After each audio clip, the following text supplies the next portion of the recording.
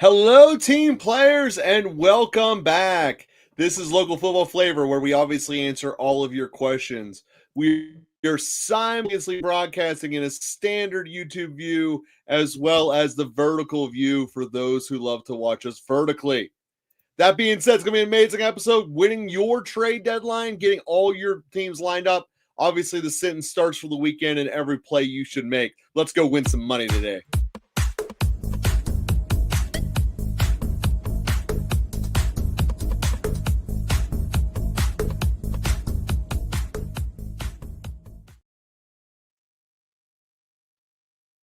Bob, it's going to be a fun day today, huh? Should be. We got all kinds of questions preloaded up. I'm excited. Yeah, I mean, there has not been too much crazy news in terms of injuries this week. It seems like there's still some players that are limited. Dalton Kincaid doesn't look like he's going to be able to go this week. It says Chris Godwin is questionable, practiced. Rico Dowdle, quad injury, so that's a little bit interesting. Hopefully he gets cleared off the report. Shakir as well. Christian Watson limited. Odunze limited. DeAndre Swift practicing full. The biggest kind of throw under the rug that I read it yesterday, and I was very disheartened by it, was the fact that, and I wouldn't have drafted this player because of it, but Darnell Mooney supposedly broke his collarbone on the first day of training camp, and they said nothing. They said nothing to anybody about it. And to me, that I would have been like, oh, I'm not drafting this guy, instead of thinking like, oh, this is going to be pretty great. Davis Mills is going to be starting this week. Kami Fairbairn is not going to be playing this week. Trevion Henderson is going to be getting the workload because Ramondre Stevenson will be out. And it's interesting. I've heard rumblings that Jameis Winston is going to be starting this week. One of the bigger ones, Parker Washington. One of the bigger ones, Parker Washington, with a hamstring injury popping up on the report yesterday, but back today. So I'm really curious how that looks for sure. And then the biggest thing is RJ Harvey. It's RJ Harvey season. Let's see what happens there. Sure so let's get into some of these questions, Joe, and let's get rolling. All right. So Jesse, not Jesse. KJ. That's a great synopsis too. Yeah. I picked up the Falcons D off of waivers. I have Seattle rostered as well. Am I getting too cute playing Atlanta over Seattle this week, or should I rock with Seattle? I think the thing you need to think about is in terms of where do you see points being scored in this game? Because what we know is that, like I said on Monday, is that the Rams have no problem scoring points, but Seattle does get a lot of turnovers. Now, on the other hand, when we look at a team like Atlanta, they're facing a team that they should be able to do better against from a just keeping the points low standpoint against Carolina. But we got duped into that last time too, when the Carolina Panthers put up 30+ points and you were all staring at that point. So for me, even though I do think that Stafford is going to put up a good amount of points, I do think that because Stafford's going to be passing the ball probably a good chunk, that there is a good chance that a turnover happens. So I still stick with Seattle, but I can see reasons why you want to start Atlanta. And I don't feel bad about either. Let me throw this out here before we do KJ's deep dive up there. Let me just propose this, because we're going to answer all the questions anyway. It's what we do here at Local Football Flavor.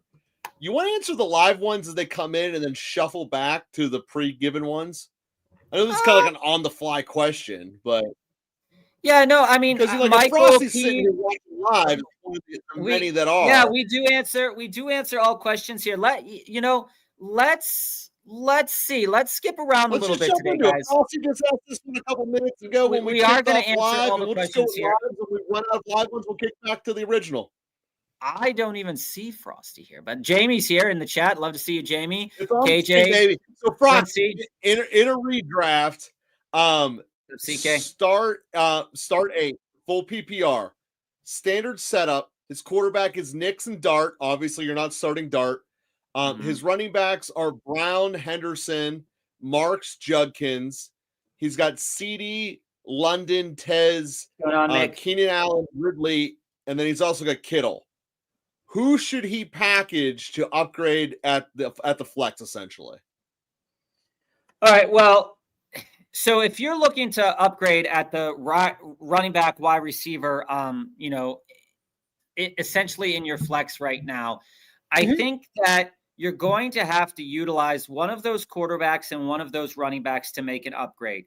Now, what it feels like to me is you want to upgrade that wide receiver room because you might be a little bit nervous of Tez Johnson for future. Ridley obviously still hurt, Keenan as well. So what I look at it and I say, I could probably take Marks out of that grouping of players, or I can take Henderson with that big game and possibly another big game coming. But I can take Marks right here, and I could pair him up maybe with Keenan and maybe with Tez right now for a team that wants to win right now. And you could potentially upgrade just a little bit. Now, I think that if you wanted to frame it in another way, Frosty here, and if you want to frame it in another way, what I see is that you are starting 8 people all the time. So you can start 2 flexes. And for me right now, I prefer Marks and Judkins at my flex. So I don't really care if I'm not starting a wide receiver there. But in your case, Frosty, Judkins has incredible matchups coming down the slate. And this is for everybody that owns Judkins, guys. Judkins has incredible matchups coming down the slate. But this team is inept at moving the ball downfield for a full 4 quarters. So this is going to land. Hey, Shador's going to be their ball. Better. This is going to land. Judkins is still going to dominate the volume. I can't even say that was great faith. If he's getting 22 plus carries or 20 plus carries a game, Judkins is going to settle into that 8 to 12 point mark each week. And the possibility of a touchdown makes that even better. In a redraft league or in a redraft PPR league, he might not hold as much value for you moving forward. So you can sell him. I don't like to sell him, but you can sell him, assuming people value that schedule going down, pair him up with Tez or Keenan, and see if you can get a better upgrade at your flex position that you want. Because I can understand why you might not want to start him.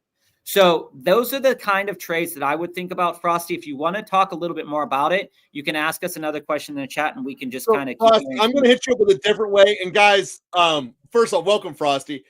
We do the quick hit deep dive system here. We're kind of treating this only a little bit more as a deep dive, giving you a little more time. But given that your follow-up question was about the quarterback element and rebuilding it without Dart there, with the focus still starting on upgrading your flex, I'm actually looking at your best asset to move is Kittle.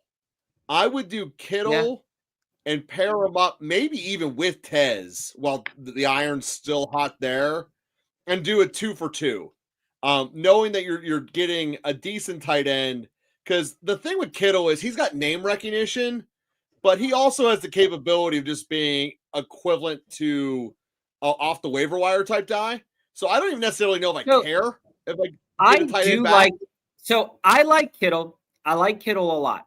But Joe, you're absolutely right in the fact that you can take Kittle, you can take the value that Kittle is, downgrade at that position to a player that's still going to get some decent production, and then take a running back that you feel is going to get more production than that. So, Joe, let's keep going here. I'm going to put you in control of the sticks because I actually don't see Frosty's question, and I don't know why I don't see that. Right, so, Adam, you're up next here. He's got offers JJ and Woody for St. Brown and Sharps. I'm on Team J. Jeff and Woody on that one, man. So, Adam, here's what you need to understand about this one. So, everybody that just joined us, we are Local Football Flavor. We do answer every question that comes in. So, please feel free to stick around, ask a question. If you don't hear your question answered right away, we do answer everything. So, feel free to watch us on replay or stick around. I feel that I still want to keep St. Brown. And here's why. I value Woody higher. Oh, yeah, I'm not doing this trade. I value Woody higher than Sharps. but I value St. Brown a magnitude more than Jefferson right now. This is not to say that Jefferson is playing poorly. This is to say that J.J. McCarthy is going to be Ooh, I don't know about that. Okay. J.J. McCarthy threw the ball a ton last week, and Jefferson and Addison did not benefit from that at this moment in time. St. Brown is going to continue to get a respectable floor and always has the opportunity for a very, very high ceiling. Okay. But now with Woody here, Woody has a much higher ceiling than Sharps for me on a weekly basis. So it really comes down to, Adam, what running back do you want? Because if you can see Jefferson with the schedule that he has right now, turning out really good production in the future, you take the Jefferson Woody side. But if you think that St. Brown is going to continue to be stable with a very high ceiling, and you think Sharps is going to punch it in the end zone every so often, I would stick with the St. Brown side. Those are my thoughts on that one. It can be frustrating. I'm on Team JJ. Of that trade, I would take the JJ side. So you also got offered Aaron Jones and Henderson for Genty. Your running backs are Genty, White, Sharps, Bucky, and Kamara, and you're solid at receiver. See, I would take Aaron Jones and Henderson over Genty. We talked about this a lot building up to this point in the year. We're at the spot where three things are smacking the Raiders in the face. First, the schedule's getting way harder. Second, they're quitting. Third, they're quitting. Also, they're hitting the rookie wall with Genty. So you look at that. If you can get rid of Genty for a rookie who just turned it on and might have just got a starting gig, maybe, Vrabel you never know with, but also get Aaron Jones as a nice, solid, stable piece, you pair up basically Henderson and Bucky through your playoff run. That's a very good playoff backfield. When you look at weeks 15 through 17, I would 100% pull that trigger and offload Genty. So I think it's a good offer, but the one problem that I have about the offer is Aaron Jones. This isn't to say that Aaron Jones is a bad player. He's a very good player. The problem is that he doesn't stay healthy. And he's very productive when he's on the field. But the problem is over the entirety of the season, even considering the games that he missed, he's averaging about 7 to 9 carries a game and around 2 to 6 targets. That is, and I understand that Genty is a name right now that does still carry value. I would wait to trade Genty after this Dallas game because I want to know how the trade of Quinnen Williams and Logan Wilson, how that changes this Dallas defense. The only thing, because again, Genty's value isn't going to plummet unless he gets hurt, because the value is going to stay the same from last week as it was to this week. There wasn't a blow-up game last week. Now, the problem is do you like Henderson this week? If you like Henderson this week, I think the problem, Bob, is you're going to lose the value. The value is you buy Genty for the Dallas game. That's why I think he's at the peak of his selling. That's why I would move Genty. I see that. I see the reasons for that, but I also don't believe in Aaron Jones that he's going to be any better than Sharps or Kamara going forward. I just don't see it. Especially, I think Henderson is the one you really want in this. Like I said, Henderson and Bucky are the two that I want to be starting. If I could get somebody outside of Aaron Jones, if it was Henderson and somebody else, sure. But here's the other thing that you need to know is that there's a very good chance that when Ramondre comes back, that they're just going to hand it back over to him. So there is a lot to be nervous about. Oh, I know. I'm taking the risk. Handing over a guy that doesn't lose carries to anybody realistically. The offenses are bad for Vegas though. So I think there's a lot to consider there. My head says that I want to wait for a better offer for Genty, but my head's also telling me that I do want Henderson. So if I can get Henderson without giving up Genty, sure, I'd do that. You know, KJ, what's up? And we'll get to your question. You just got Henderson with Henderson and a different piece. Quincy, what's up? Starting Otten over Colston Loveland. I think it's okay from what we saw last week. Now, Cade Otton wasn't my favorite guy last week. We know this. I talked to you about that, why he was problematic last week from a statistical standpoint. He's running up against another difficult matchup this week. Okay. So it's one of the worst ones on the slate right now. So when I look at Cade Otton, is there better options this week than Cade Otton? I would think about Pat Freiermuth. We saw Pat Freiermuth absolutely explode against the Bengals the last time they played. It seems like the Bengals, they got rid of some players. It doesn't seem like they have the capability to stop them again. So, realistically speaking, I think that guys like Pat Freiermuth smoke the Bengals. There is something to that. I think that Pat Freiermuth is a good option this week. I think that Dallas Goedert is a good option this week. And guys like A.J. Barner, potentially a good option this week. Cade Otton is going to walk into targets this week. That's not going to be denied. He's going to get targets this week. The question is what part of the field will those targets come in? And will he be able to get 9 receptions like he got last week? That was his highest total on the year. His next highest total was 7 receptions. So if he ends up getting between 6 to 9 receptions, he's going to be worth starting this week, even in a tough matchup against Buffalo. But Buffalo usually limits tight ends to around 4 receptions to 3 or 4 receptions a game. Defense isn't that's super great. They're not, but they do limit. So just keep that in mind. Quincy, I need 1 running back and 2 flexes: Chase Brown, Henderson, Harvey, Swift, and Sutton. Sutton's off the table. Sutton's going to be off the table for the foreseeable future, guys. He's a guy that I do like, but Bo Nix is not looking at him as much as he used to in the past. He's off the table. So now it comes down to Brown, Henderson, Harvey, and Swift. And I think you have to start Chase Brown. We talked about this on Monday, where the matchup is good enough. And the Steelers, if Flacco is healthy and slinging the ball around, they're going to have to put more guys. The Steelers apart. And they're gonna have to play that deep ball. They're gonna have to play against Jamar a little bit heavier. So they're not going to be able to always bring people down into that box like they want to. So as it sits for me now, Chase Brown is a must start this week if you have Chase Brown. And whether it's a flex or running back, I think that Chase Brown is a must start this week. I'm not saying that it's going to happen again like it happened last time, but I am saying that the matchup is good enough that it should happen again. But just be aware, right, is that 2 weeks prior to this, the Steelers defense stopped Jonathan Taylor, and Jonathan Taylor only got 70 yards, which is low what he's got all year. But they ended up getting after Daniel Jones. So if they could do that against Indy, they should be able to do that against Cincinnati.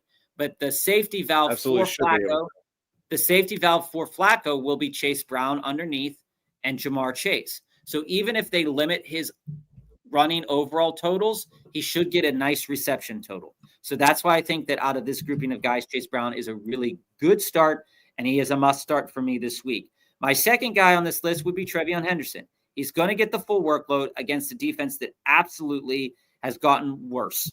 And I don't think that it's even close.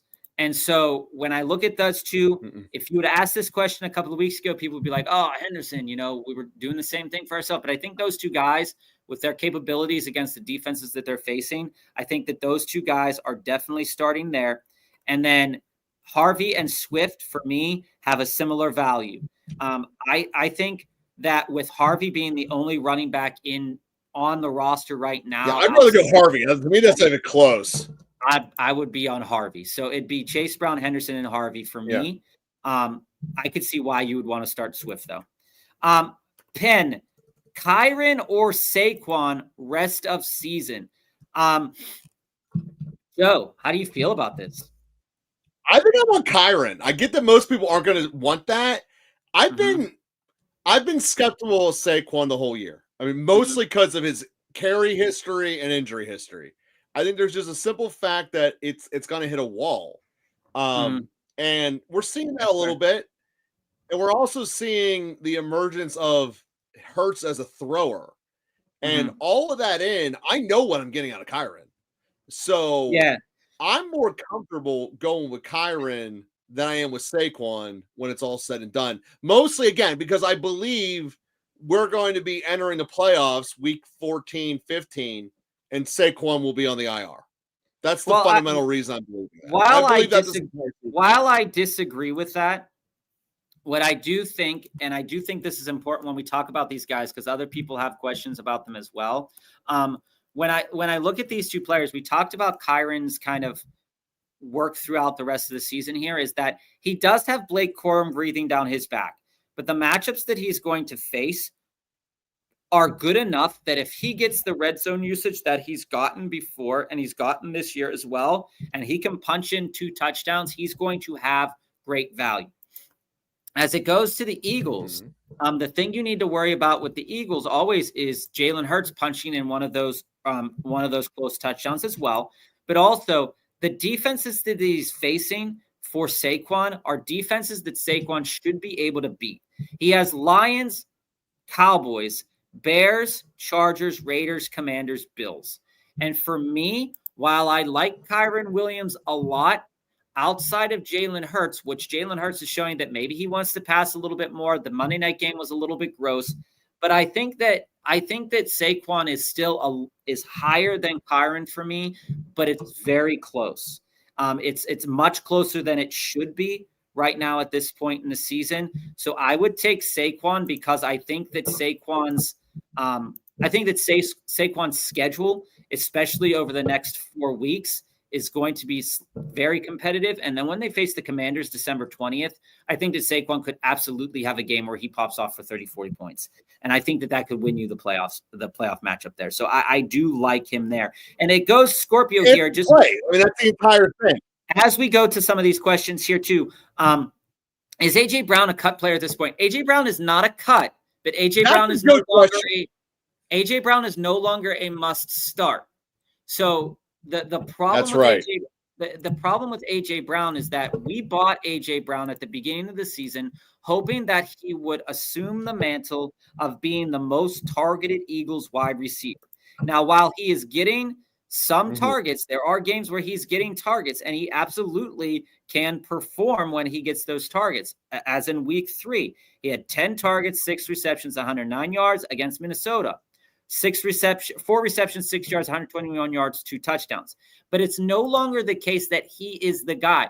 Where this was last year, where A.J. Brown was relied on in crunch time, now Devonta Smith is being relied on in crunch time. And A.J. Brown has taken the back seat to both Dallas Goedert and Devonta Smith and Saquon Barkley. So he is now like 3rd or 4th here in the target chain. And he's frustrated by it. He wants to win, but he's also frustrated by it. He's not a cut. He is a guy I would trade. And I told you guys that I would have traded him last week if given the opportunity and people would take him. But he's not a cut. Now, as it goes, talking a little bit, Joe, up here, I want to clear some of these other questions out here a little bit too, related to playoffs. Jesse will come back to this question. When it comes to the playoffs, when we look at the Saints, this is something that I talked to you about last week, is that the Saints have a really good playoff schedule. Panthers, Jets, Titans. And if I'm looking for a back-end defense to hold on to, if I have the roster spot, I am absolutely 100% taking the Saints and using the Saints during the playoffs. Joe, I'm just going to star some of these questions here that we are moving past. This is the concern that I have with taking broken teams in your fantasy playoffs. It's, will they still care? I mean, I know that that's a difficult one to throw out there, but the reality is that the Saints have a new system, they have a new coach, and they're playing a bunch of young guys. Yeah. But when teams implode like Tennessee is right now, they implode to the max. And that's my fear with taking these truly bad teams. They play Tennessee, they play the Jets, and they play the Panthers. All 3 of those teams are imploding. So, no, I hear you. No, don't get me wrong. I like that idea. Quincy, would you drop Slayton for Mac Hollins or Coleman on waivers? Joe likes Keon Coleman. I do like Mac Hollins. He has gotten usage over the past 2 weeks that has been slightly surprising. Depending on what quarterback the Giants decide to start, I think that Darius Slayton is a good play. If they decide to start, Jameis Winston, I think that I think that Slayton is going to have a good amount of value. And it says that he's going to start versus the Packers. So would I drop Slayton for Mac Hollins? No. But I think that Mac Hollins at this point in time, with how diverse that wide receiver room is, I think he's interesting to keep your eye on. And if you're in a deep league and you have the roster space, I absolutely think Mac Hollins and Coleman should be rostered. But I think I'm still going to ride with Slayton, because when you think about downfield targets, Slayton kind of projects that way, right? And Jameis Winston loves to check the ball downfield. So I can see this game as being a little bit lower for Wan'Dale Robinson and Slayton actually having a decent enough game. Michael, traded Caleb, Derrick Henry, Ferg, and Watson for Lamar, Jefferson, Pitts, and Ridley. Running backs are JT, Bijan, Jones, and Bill, Lamb, Jefferson, A.J. Brown, DJ Moore, Ayuk, Ridley, Evans, Fannin, Pitts, 12-man win or loss. I don't think that you lost, but I do not like giving up Derrick Henry with Lamar Jackson being back. Yes, they're not the offensive juggernaut we saw last year. I think they're going to find their footing pretty quickly. Ridley, for me, Ridley and Watson are kind of non-assets at this point in time. Christian Watson, a little bit more of an asset. It's disappointing. Ridley has been hurt. The quarterback play has been putrid and all that stuff. I do like Pitts, and I think Ferg is better than Pitts, but knowing you have Fannin on your roster, Fannin and Pitts, I think are going to be fine enough. I think that Caleb into Lamar, when you look at the stat sheet, Caleb over the last several games has been more productive in some games than Lamar has. But I think that owning Lamar is going to be good for you. So then this comes down to Jefferson and Derrick Henry. And I like Derrick Henry a little bit more than Jefferson. So I don't think you won or lost. I think that it's fair. But I probably would have rather have kept Ferg than Pitts, and I'd probably rather have kept Derrick Henry. I don't think it's like I said, I don't think it's a loss, but I don't think it's an overwhelming, yes. And Joe loves Lamar and Jefferson, so he is going to say it's an overwhelming yes, because he also hates Caleb Williams and doesn't like Caleb Williams' production. CK, I'm on Flacco. And there are many reasons why I'm on Joe Flacco this week. But one of the biggest ones is that Aaron Rodgers is an unreliable narrator in the life of the Pittsburgh Steelers right now. He is going to probably have a good game against the Cincinnati secondary. He had one before with all passing all those touchdowns to the tight ends. I'm not saying he's not going to have a good game, but if Joe Flacco is healthy right now, he didn't throw today. Hopefully he throws tomorrow, and he throws going into the weekend. If I can do that, I would be starting Joe Flacco. The inverse of this, though, is that if the Steelers look like they found their footing, then Rodgers would be the guy that you would want to start, because Rodgers would have more opportunities. No, it's definitely Flacco. It's not even close. There's no even trying to talk this into it. Don't talk this into existence. It's Flacco. Josh, you're not on Trey Tucker this week. You can't be. So it's definitely not Trey Tucker. When I look at these other guys, and it's comparing Woody Marks with Tez Johnson. Tez Johnson does have touchdown upside on a week-to-week basis. He caught 2 last week. But the thing is, and we saw Kamani Vidal kind of suck at this when after Joe Alt got hurt, because they were all kind of in flux. But Woody Marks against Tennessee's defense is definitely something that can be taken advantage of. So I'm on Woody Marks over Tez Johnson. But I could see many reasons why. I agree. The other thing Woody has going for him. So the other thing that Tennessee has going for Woody has going for him is that backup quarterbacks hand the ball off more often. Yeah, we said and you're going to get more of a volume play, and you're less touchdown dependent. And let's face it, there could be some points on there in Houston. This is one of the most lopsided calls we've had all year in terms of betting on Houston this year. The spread is not going to get. And the other thing too is if Houston has the lead, they're running Woody Marks into the ground. So just keep that in mind. Make it's going good. For everybody in the chat, thanks for joining us. We're Local Football Flavor. We answer every question. We see a lot of questions in the chat. And we have some questions from before the show started that we are going to get to, but we want to clear up the people that we are here, that we've got live in the chat and we will get to everything. Breaking news, lots of Absolutely. controversy over Des Bryant getting a haircut while sitting in Jerry Jones's box during the Cowboys-Cardinals game, calling the Cowboys show-offs and not worried about wins. I think it's a fair call out, Steve. Jerry Jones is always concerned about what the product looks like. That's why Jerry World looks the way it looks. That is why there are so many things there that look the way they do. Joe can tell you this. He went to Jerry World. Jerry World amazing for a Steelers game. So when it's you look at that happens to have a football game happening on it, which summarizes the Cowboys perfectly. When you look at it, yeah, he wants to win, but he doesn't have to win for the Cowboys to be a franchise that makes money. People are still going to go to the Cowboys games. It doesn't matter the quality of the product on the field. They're going to go to bitch and moan. So yes, you want to put a good quality product out on the field, but does he care about it? I think he's too old to care. Quincy, start 1 wide receiver, 2 flex. QJ Myers, Slayton Hunt. Propose something, Bob. What if Jerry Jones has hit that point in the league that every guy has this in their league? The one that goes, you know what? I'm going to take advantage of him. And I'm going to figure it out. All I got to do is set up a couple little breadcrumbs, a little misdirection here, and on Thursday I'm striking. That's a valid question. I think we're there. I mean, the Cardinals have been that team forever. Maybe. So Quincy, start 1 wide receiver, flex 2.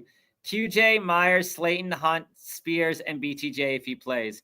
So if BTJ plays, then Myers would be a hard start.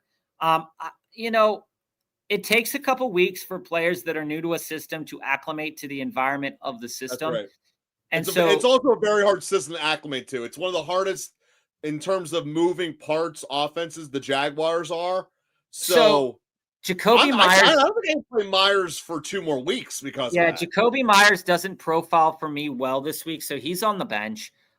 Then you're looking at BTJ. If BTJ plays, I think that BTJ continues to be a reasonable enough play, but he draws a tough matchup as well. All these Jaguars wide receivers draw a tough matchup.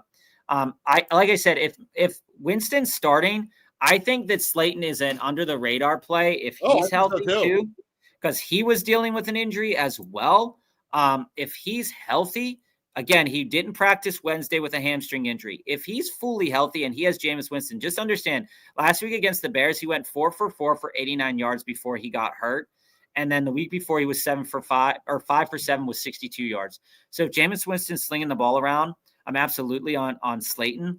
And then when it comes to the flexes, I think that although it's scary to be on QJ this week, I don't think it's a bad call to be on Quentin Johnson this week. The Jaguars aren't proving that they can do a lot, stop a lot on defense. The only question that you have to ask yourself is he going to get the targets that he got against Tennessee, or is he going to get the targets he got against the Steelers? He's also limited with a shin injury.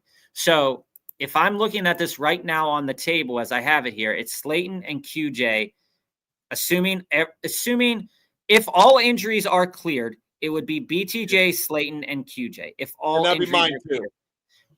injuries are not cleared, then I would put Hunt in for whatever one is injured. Yeah. Because Hunt is going to probably get some end zone time against the Broncos this week. Again, like I said, the Broncos will give up something to these players. So, Adam, you got offered Kyren and CeeDee Lamb for your St. Brown and Genty. I do that. I've talked St. Brown. Adam, I do that in a heartbeat. It's that you don't even have to ask about that. I love St. Brown, but Kyren and CeeDee, the production that you can get. We're not going to go through all this in detail. This is going to be a quick hit. You take CeeDee. That's you the take answer CeeDee. there. And again, for anybody that owns Amon-Ra, guys, Amon-Ra is going to be productive. The Lions are going to be competitive. There could be a point where the Dallas Cowboys aren't competitive anymore and CeeDee starts to get angry or mad. But CeeDee's a competitor, and he's going to want to win every game. He's not. He will want to give up. CeeDee's going to ball out, dude. You don't need to worry about that.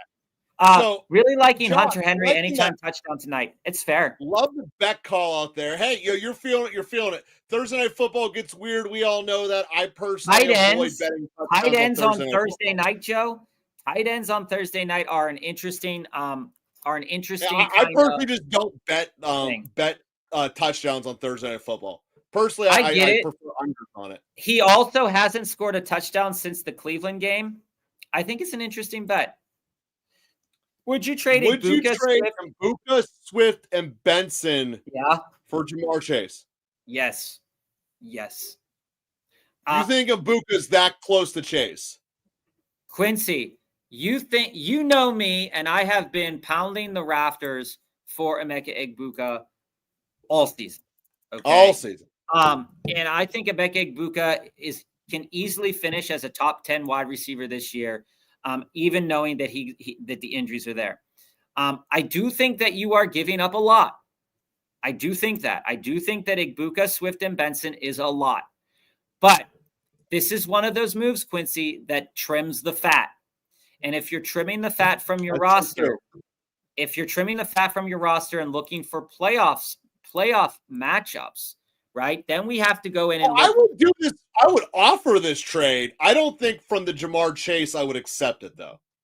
If I'm getting back Jamar Chase, I want Jamar Chase. No, if I'm getting Chase, yeah, there's no doubt you want Chase. If you own Chase, is this a good enough haul? That's my fundamental question in this. I don't think it is. Yeah, it depends. It depends. Scorpion. You just have no running backs. Derrick Henry, but you're such a solid team, Quincy. We'll pull that team up again. You're such a solid team. Derrick Henry, Jaylen Warren, and Dowdle have to start too. Warren for sure has a great matchup. I fully agree with you, Scorpion, that Jaylen Warren is one of the guys. If Rodgers hands the ball off to him, that I do want to start this week. There is a ton of heat in Pittsburgh for Rodgers not handing the ball off and establishing the run at all. And even the defense is calling him out. There's a lot of heat. And Quincy, the heat's coming from a matchup where basically, 2 weeks or last week, he was running the ball very well in the first half and then stopped. They just didn't give him the ball anymore. Basically, 2 weeks ago they did that. And that was really weird. Now, Rico Dowdle gashed Atlanta the last time out. Or didn't gash Atlanta, but could have gashed Atlanta the last time out, right? He scored a touchdown. He had 10 carries for 30 yards. And so I consider that gashing to a degree because that's a limited amount of touches and he got a touchdown in that. Dealing with the quad injury, I'd have to wait to see if that quad injury clears up because that does matter. Now, if you want to base this just on projections, Rico Dowdle and Derrick Henry have higher projections this week than Jaylen Warren, but they're not so far apart. Derrick Henry is going to be in a matchup that on paper is a bad matchup for him. Okay. I can't bench King Henry.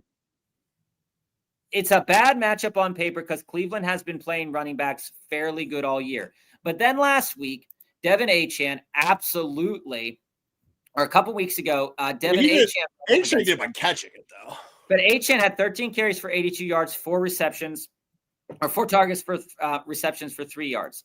And then when you look at what can happen here, Breece Hall again. Breece Hall had it on receptions and he had a good amount of yards on the ground, and they utilized him pretty well. 21 carries, 83 yards, and a target for a touchdown. So Breece Hall is Baltimore, or correction, the Jets run the Miller-like version of Baltimore's offense. That's a better comp.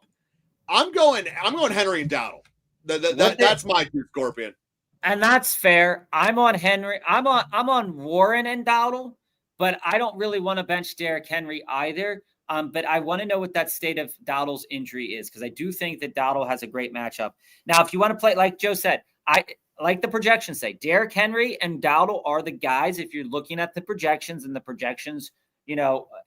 Jaylen Warren is lower, but I do think this is absolutely a matchup that they can feast off of because they are having a lot of problems in Pittsburgh and they should utilize Jaylen Warren. Jaylen Warren had a good game against Cincinnati the last time out. Jason, we'll get those questions. Just send them back in. Flaky from overseas. Love it. Would you drop Spears for Matt Collins? Yeah, I would. There's no reason at this point in time to say that Tennessee is going to be any better than they are right now. And like I have told you many times, I do prefer to keep the running back over the wide receivers. But as I see it right now, right, is that like Spears is always a threat to score a touchdown. If he scores a touchdown, he's going to have a great game. Same goes for guys like Mac Hollins, right? But the thing that's interesting about Mac Hollins though is that against Cleveland, he had 7 targets. Against Atlanta, he had 2. And then last week, he had 9. He has had some weeks over 4 and then nothing. So you got to ask yourself, would you just rather keep the running back, or do you need to take that chance on a wide receiver? Because Matt Collins is not going to be a start like every week. And he's not going to be a comfortable flex play in some considerations, and neither is Spears. I value them pretty much the same. It just depends. Do you want the wide receiver or the running back? And I think that Matt Collins gets usage. When he gets the usage, he's going to get good usage with it. Dustin, what's happening? Who's a better end-of-season stash, Philly or the Bucs? Joe, how do you fall on that? Philly or the Bucs? Pull the defenses here. Defenses. End of season, Bucs are playing against the Falcons, the Panthers, and the Dolphins. And Philly, we just went over Philly's schedule when we were talking about Saquon. So let me pull that back up again. Why are the Bucs as one of the best defenses in Week 15, and Philly right there with them? So they're 2 of the better options in Week 15. In Week 16, so to be honest with you, they're 2 of the better they're 2 above average options. And in Week 17, this is where Tampa would get the edge over Philly. Philly's a below average matchup for their defense in 17. Yeah. So I would say both are above average choices, but I would pick the Bucs. Okay. Yeah, and I'm on Philly, but I could easily be swayed into the Bucs. Philly, I like Philly's. I like Philly. Week 17, it doesn't matter. Right. I like Philly against Vegas, and I like Philly against Washington. And I think Week 17, you just pick up a defense, whatever one you like, because there's going to be some defenses probably available for you Week 17. And guys, if you left a question before the show began, we have not forgotten about them. We will get to them. Do not worry about it. Galaxy, Ty Warren owner said he's available. Any trade ideas? My roster is Lamb, London, Odunze, Diggs, JT Judkins, Marks, Harvey. This is a very phenomenal lineup. Goddard, Mason Taylor, also Brissett or Nix, I can throw him in. So Galaxy, if I'm trying to get Jaylen Warren right now, I think it's fair to offer a trade of like Diggs and Goddard. I think that's enough to get Tyler Warren right now. Just to understand that Tyler Warren's on bye this week. So he's probably looking for a tight end to start this week. If you're comfortable starting Mason Taylor this week, that's cool too. Throwing in a quarterback, if he values a quarterback, sure. If he wants to do like Tyler Warren and Goddard I think that Tyler Warren for Goddard and Diggs is fair. If you want to give up Odunze, if you want to give up Diggs, that's fair too. If you'd rather push one of those running backs in, let's say Marks straight into Tyler Warren, maybe you can get something like that done, but it looks like he wants another tight end back. So I would trade a tight end plus one of my position players for Tyler Warren, but I could easily see myself wanting to trade one of those quarterbacks. And you caught lightning in a bottle with Jacoby Brissett. Maybe you want to pair Jacoby Brissett and Dallas Goedert for Tyler Warren. If that makes you comfortable, I'm fine with that too.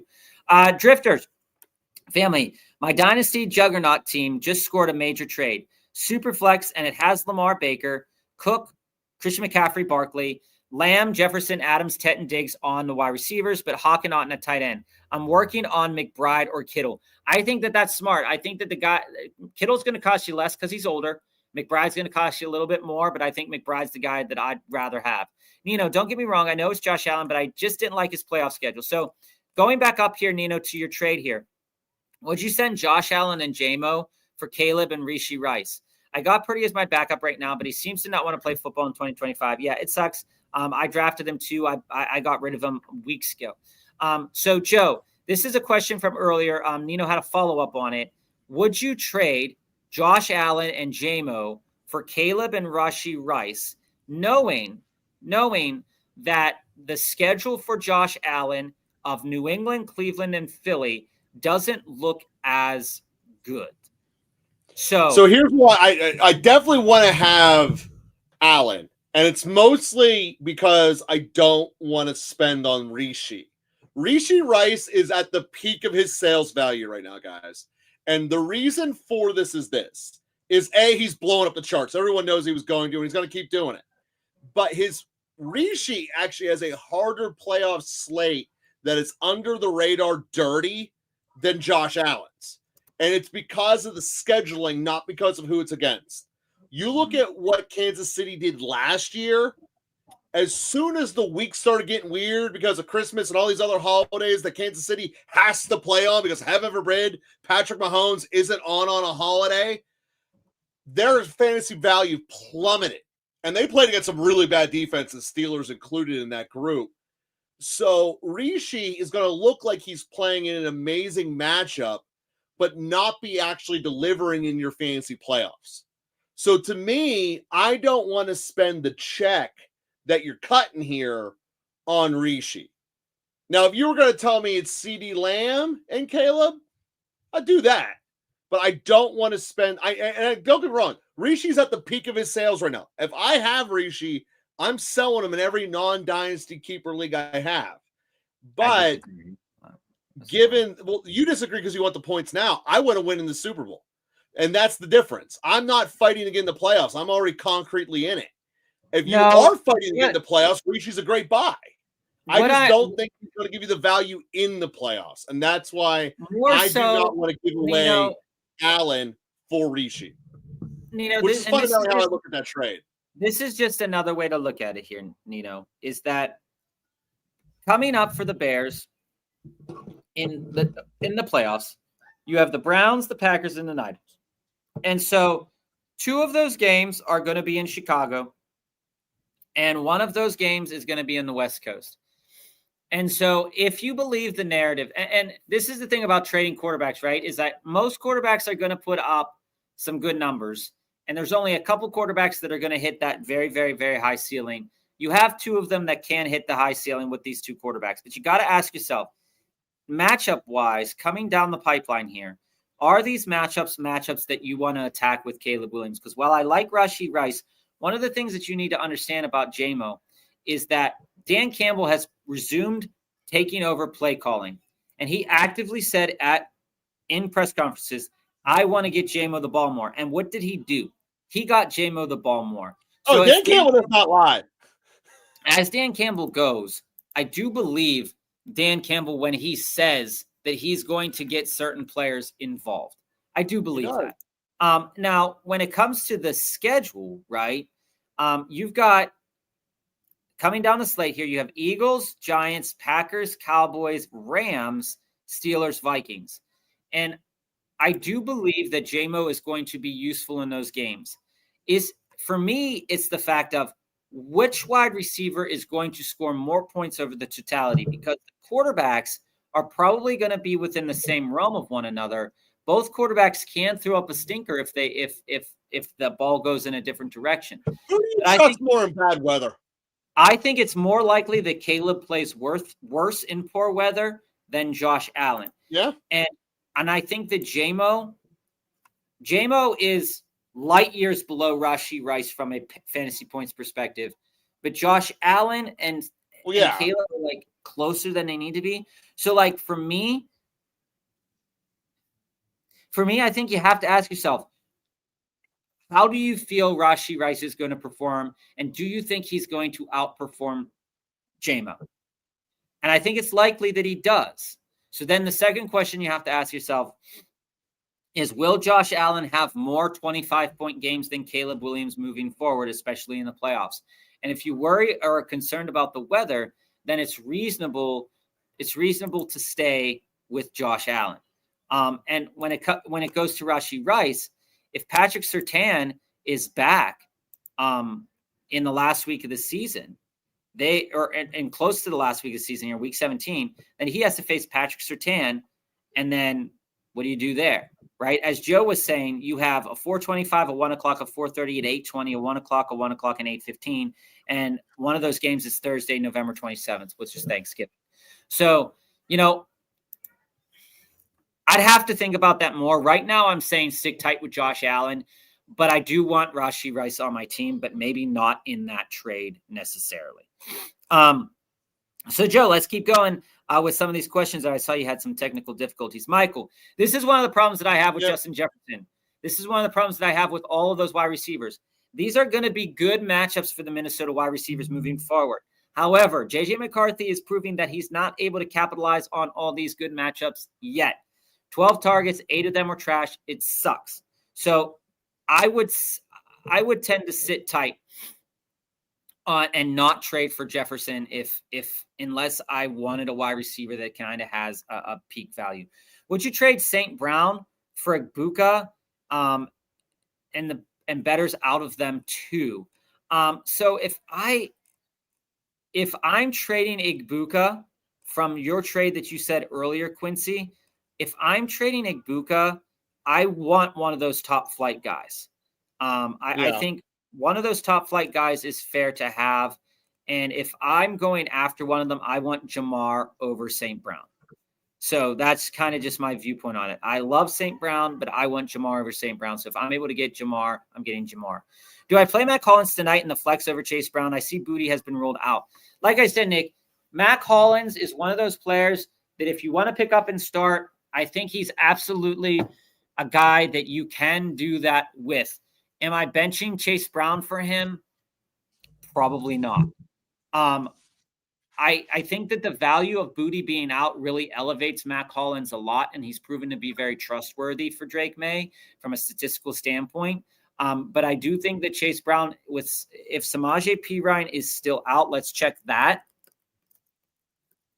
If Samaje Perine is still out, he's not practicing again.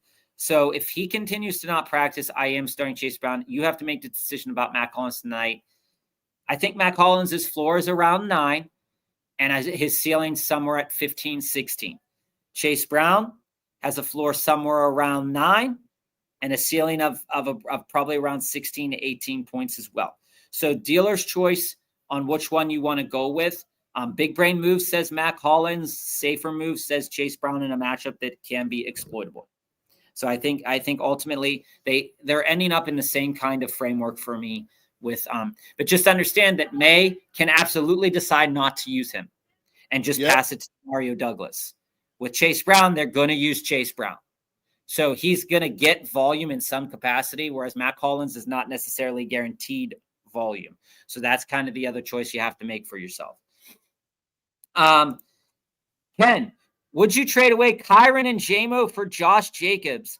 I have Javonte Williams, Woody Marks, Corum as my other running backs. My wide receivers are JSN, Land. Bob, you gonna do it or not?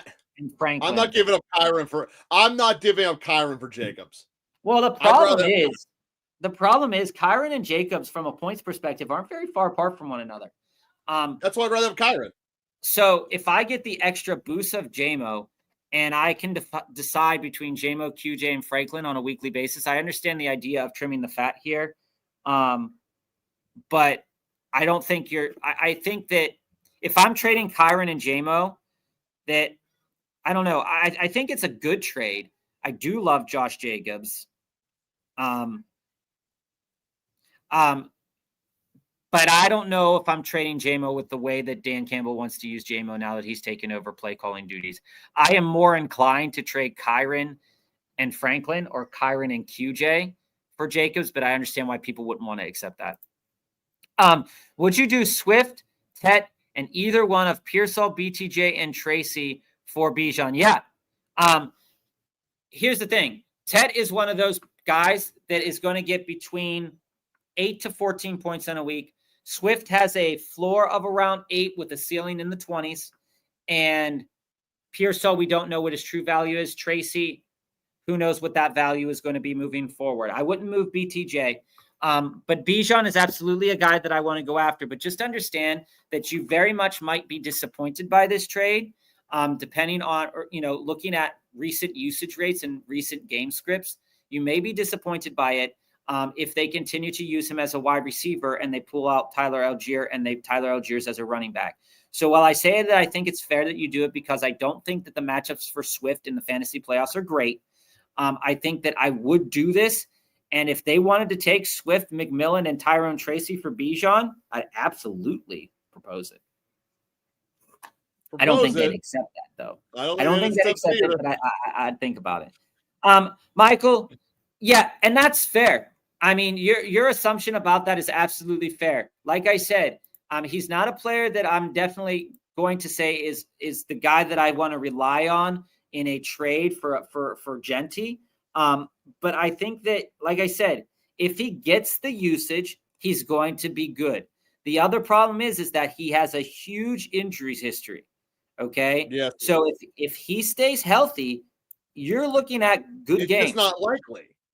You're looking at 16-point games if he's able to get in the end zone because Jordan Mason, but right now my concern, along with the health of Aaron Jones, is the scope of this offense. Is that once you saw Carson Wentz get hurt, the offensive skill values have chugged down. Now JJ McCarthy's playing very poorly, and now you're not even You might not even offside 8 times. You might not even get that red zone touchdown that Aaron Jones is want to do. So that is my general concern about Aaron Jones when you're trading a player. You don't necessarily need him. Would you trade Rome and Flowers? Would you trade Rome and Flowers for Buka? Yeah, give me Buka all day. Yes, give me Bryce. Buka all day. That's no doubt. I can give you many reasons why, but yes. Aaron Jones. We're a quick hit zone, Bob. We got to pick this up. I doubt Kamara overnight for a second-round pick, as I don't need him. I think that's fine. I think that dealing Kamara in a dynasty league for a second-round pick is a great play. If you do this trade, Bryce, and you have Buka, Puka, Diggs, Dobbs, and Troy, and Genty, Henderson, and Woody, I think that you're going to be fine. I think that there's going to be games that you lose. There's going to be matchups that you lose. But in totality, I think that this team is going to score a good amount of points. I would watch that Dobbs injury because he is one of my guys. Quick hits, Sharps and Ridley for Warren in Dynasty. I would. Ridley's value is I would definitely take Warren because Ridley's on his way out. Ridley's value is next to dirt right now, and Sharps, unless he gets traded, his value is going to stay pretty much the same. I mean, that's straightforward. I'm doing that anytime. Yeah, family, I'd do that. Easy. Last week, someone in my 12-team redraft league offered me Alvin Kamara for Zach Charbonnet. Based on Kamara's seemingly dwindling uses, I turned it down quick. Did I make a mistake? I don't think you made a mistake at all. This is the thing about Kamara, right? Is that Kamara will have value if they utilize him in the capacity that they need to. They showed that they could, but I don't think you need him. I don't think there's much disparity or difference between the daily or the weekly point totals that you're going to get out of Sharps and that you're going to get out of Kamara. Both have their pitfalls. Sharps is more likely to get a touchdown than Kamara, so I go with the guy more likely to get the touchdown in that respect. It's Monty. It's Monty really easy. We talked earlier in the show, which you can go back about why Jacoby Myers should not be a start for the next 2 weeks. So it's pretty much Monty by default. Yeah, and Nick, we touched on this earlier. I wouldn't. I like that people's heads are looking at this, Nick, but I wouldn't because I'm not sure about that volume. But if you're willing to risk it for the biscuit, that's the type of start that can win you the week. That's the type of start that can win you the week. If he falls into the end zone on 6 receptions, you are absolutely going to be winning your week because you are playing with fire at that point in time. But I think it's a heads up play, but I think that Jace Brown is a little bit safer. If you were to trade away Genty, who would you try to get back? I'm looking for running back upgrades. So Adam, I saw in the chat that we were talking about this a little bit earlier. I like the trade of Kyron and CD for St. Brown and Genty.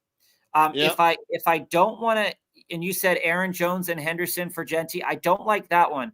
I like the idea of going out there and getting players back that are going to be productive, and you're not going to have to worry about them. Kyron and CD is super productive. I value Kyron a magnitude better than Genty right now because of the touchdown upside that he has. But it's something to kind of look at, right? If I'm trading Genty straight, I think Genty straight, it's hard to value running back straight up. Nobody's going to straight up trade you Genty for a high profile guy. You're always going to have to put in a little extra juice. And I think that St. Brown trade is one that I would do because you're not losing on the CD side of things. They already had their bye. You didn't need that bye. The matchups are going to be good enough. I think it's easy to rely on that CD side of things. And we love everyone for watching and being with us here today. Make sure you click like and subscribe and use that Nick, PayPal. We will. We absolutely will, Nick. We absolutely will. Half PPR. If all these guys are active and able to play on Sunday, who would you start at flex? Dalton Schultz, Trey Benson, Ricky Pearsall, Darius Slayton, or Colston Lovelet. So if I am ranking these guys in terms of the order that I would want to start them in my flex position, if they were playing. I am seeing that Trey Benson is still marked as out, but if he's playing, I have Trey Benson. Benson's the first one easily. Then I would have go Trey Benson at the top of that list, followed by Darius Slayton, then Dalton Schultz, then Ricky Pearsall. Last is Colston Loveland. And we can talk about that more if you'd like. But I think Trey Benson, if he's playing, is a guy that I want to start. I'd be concerned how they get him motivated to get a full complement of carries. Darius Slayton with Jameis Winston's great. Dalton Schultz is solid. Ricky Pearsall, unknown at this point in time. Otten or Fannin at tight end, and JMO, Addison, Harvey, or White at the flex. I like Harvey at the flex. There's a lot of reasons to like Jameson Williams.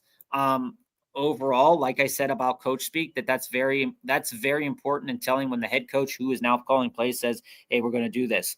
Now, the problem is Quinion Mitchell could be on him a decent amount in that game, and that could worry you. He could be erased. Addison with the target share is probably going to be good, but it's going to be a little bit of a hard start. And even though the matchup for Harvey isn't great, he's going to get the majority of those carries and the majority of those targets. So for me, it'd be Otten and Harvey, but I could see a reason and a pathway for you to want to start Fannin. I like Fannin a lot as well, but I think that I just value Otten a little bit more than Fannin this week, especially with Fannin dealing with that injury and Njoku getting that weird touchdown. If Otten gets a touchdown, it's not going to be another tight end getting that touchdown. So I value Otten just slightly a little bit more this week. Otten and Harvey a little bit more. Steve, don't mean to ask again. I guess I wasn't around. Flex, Worthy, Franklin, or Parker Washington? Probably Parker. That's a tough one.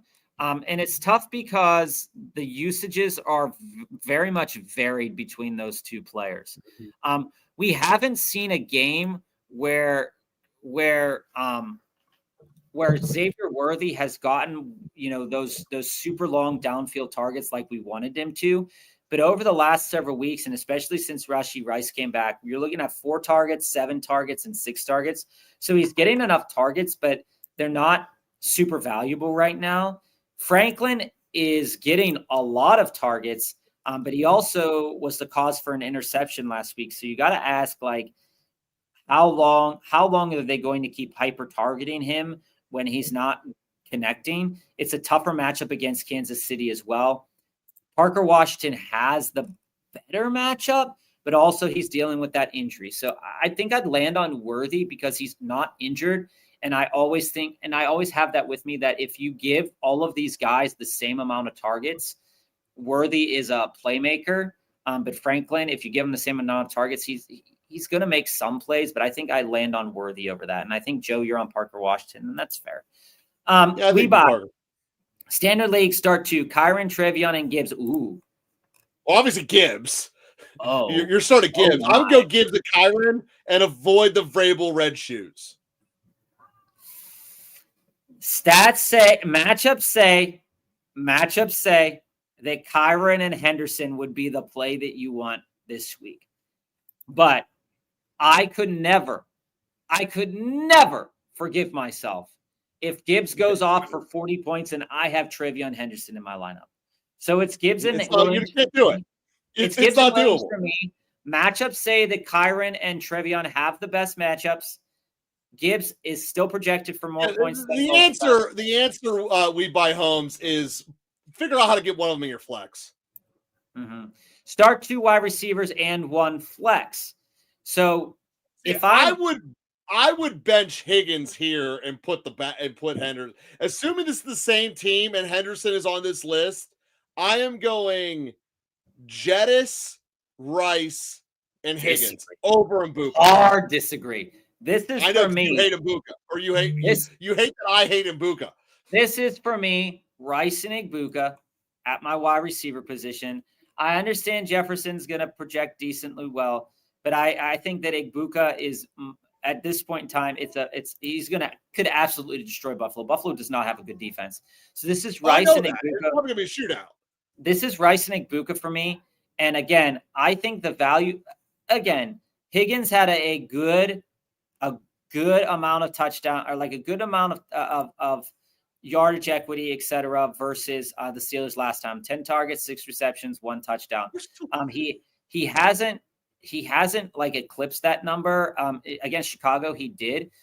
So for me, I still am sitting Trevion Henderson, even though Trevion Henderson has a really good matchup. And for me, this is Kyron Gibbs. This is Kyron Gibbs, Rice, Higgins, and Igbuka. That's what I have to land on there. KJ, let's get back to KJ's question. We got to pick this up. Joe, let's get back to KJ's deep dive and quick hit before we started. Hit Jesse's as well. And then we'll go through the questions that we have. Deep dive here for KJ. I need to start 2 running backs in 1 flex. Henderson, Harvey, Sharps, Vidal, or Watson, full PPR. So I think Harvey, like I said earlier, and like we've been alluding at for most of the show, Harvey is in a spot right now that if you want Harvey to be successful and you're projecting that he's going to be the starting running back for Denver moving forward, that Harvey is the guy that you have to put in your lineup. Yes, how do you not project that, Bob? What? He is. There's not another quality running back on that team. But I'm saying the matchup again. The matchup against Kansas City. Algebra problems given. That's a given. RJ Harvey's starter for Denver. Well, so the thing to kind of think about here with Harvey, for example, right, is that when we look at running backs against Kansas City is strictly, they're not allowing a lot of yards to running backs. They're allowing around 17 carries, but it's not going to be split. And they're allowing around 4 targets a game. This matchup isn't great, but he should get the majority of the shares and is explosive. So I do tend to lean into that. Now, when we look at a guy like Charbonnet, for example, Charbonnet is in that split backfield again. This continues to be a problem for Charbonnet, right? Now, when we look at Sharps's matchup on paper, the Rams are only allowing over the course of the last 4 games around, and this is going to blow some people's minds here, right? 18 rushing attempts. Now, this is going to be split. This is going to be split. They also are allowing around 7 targets to running backs as well.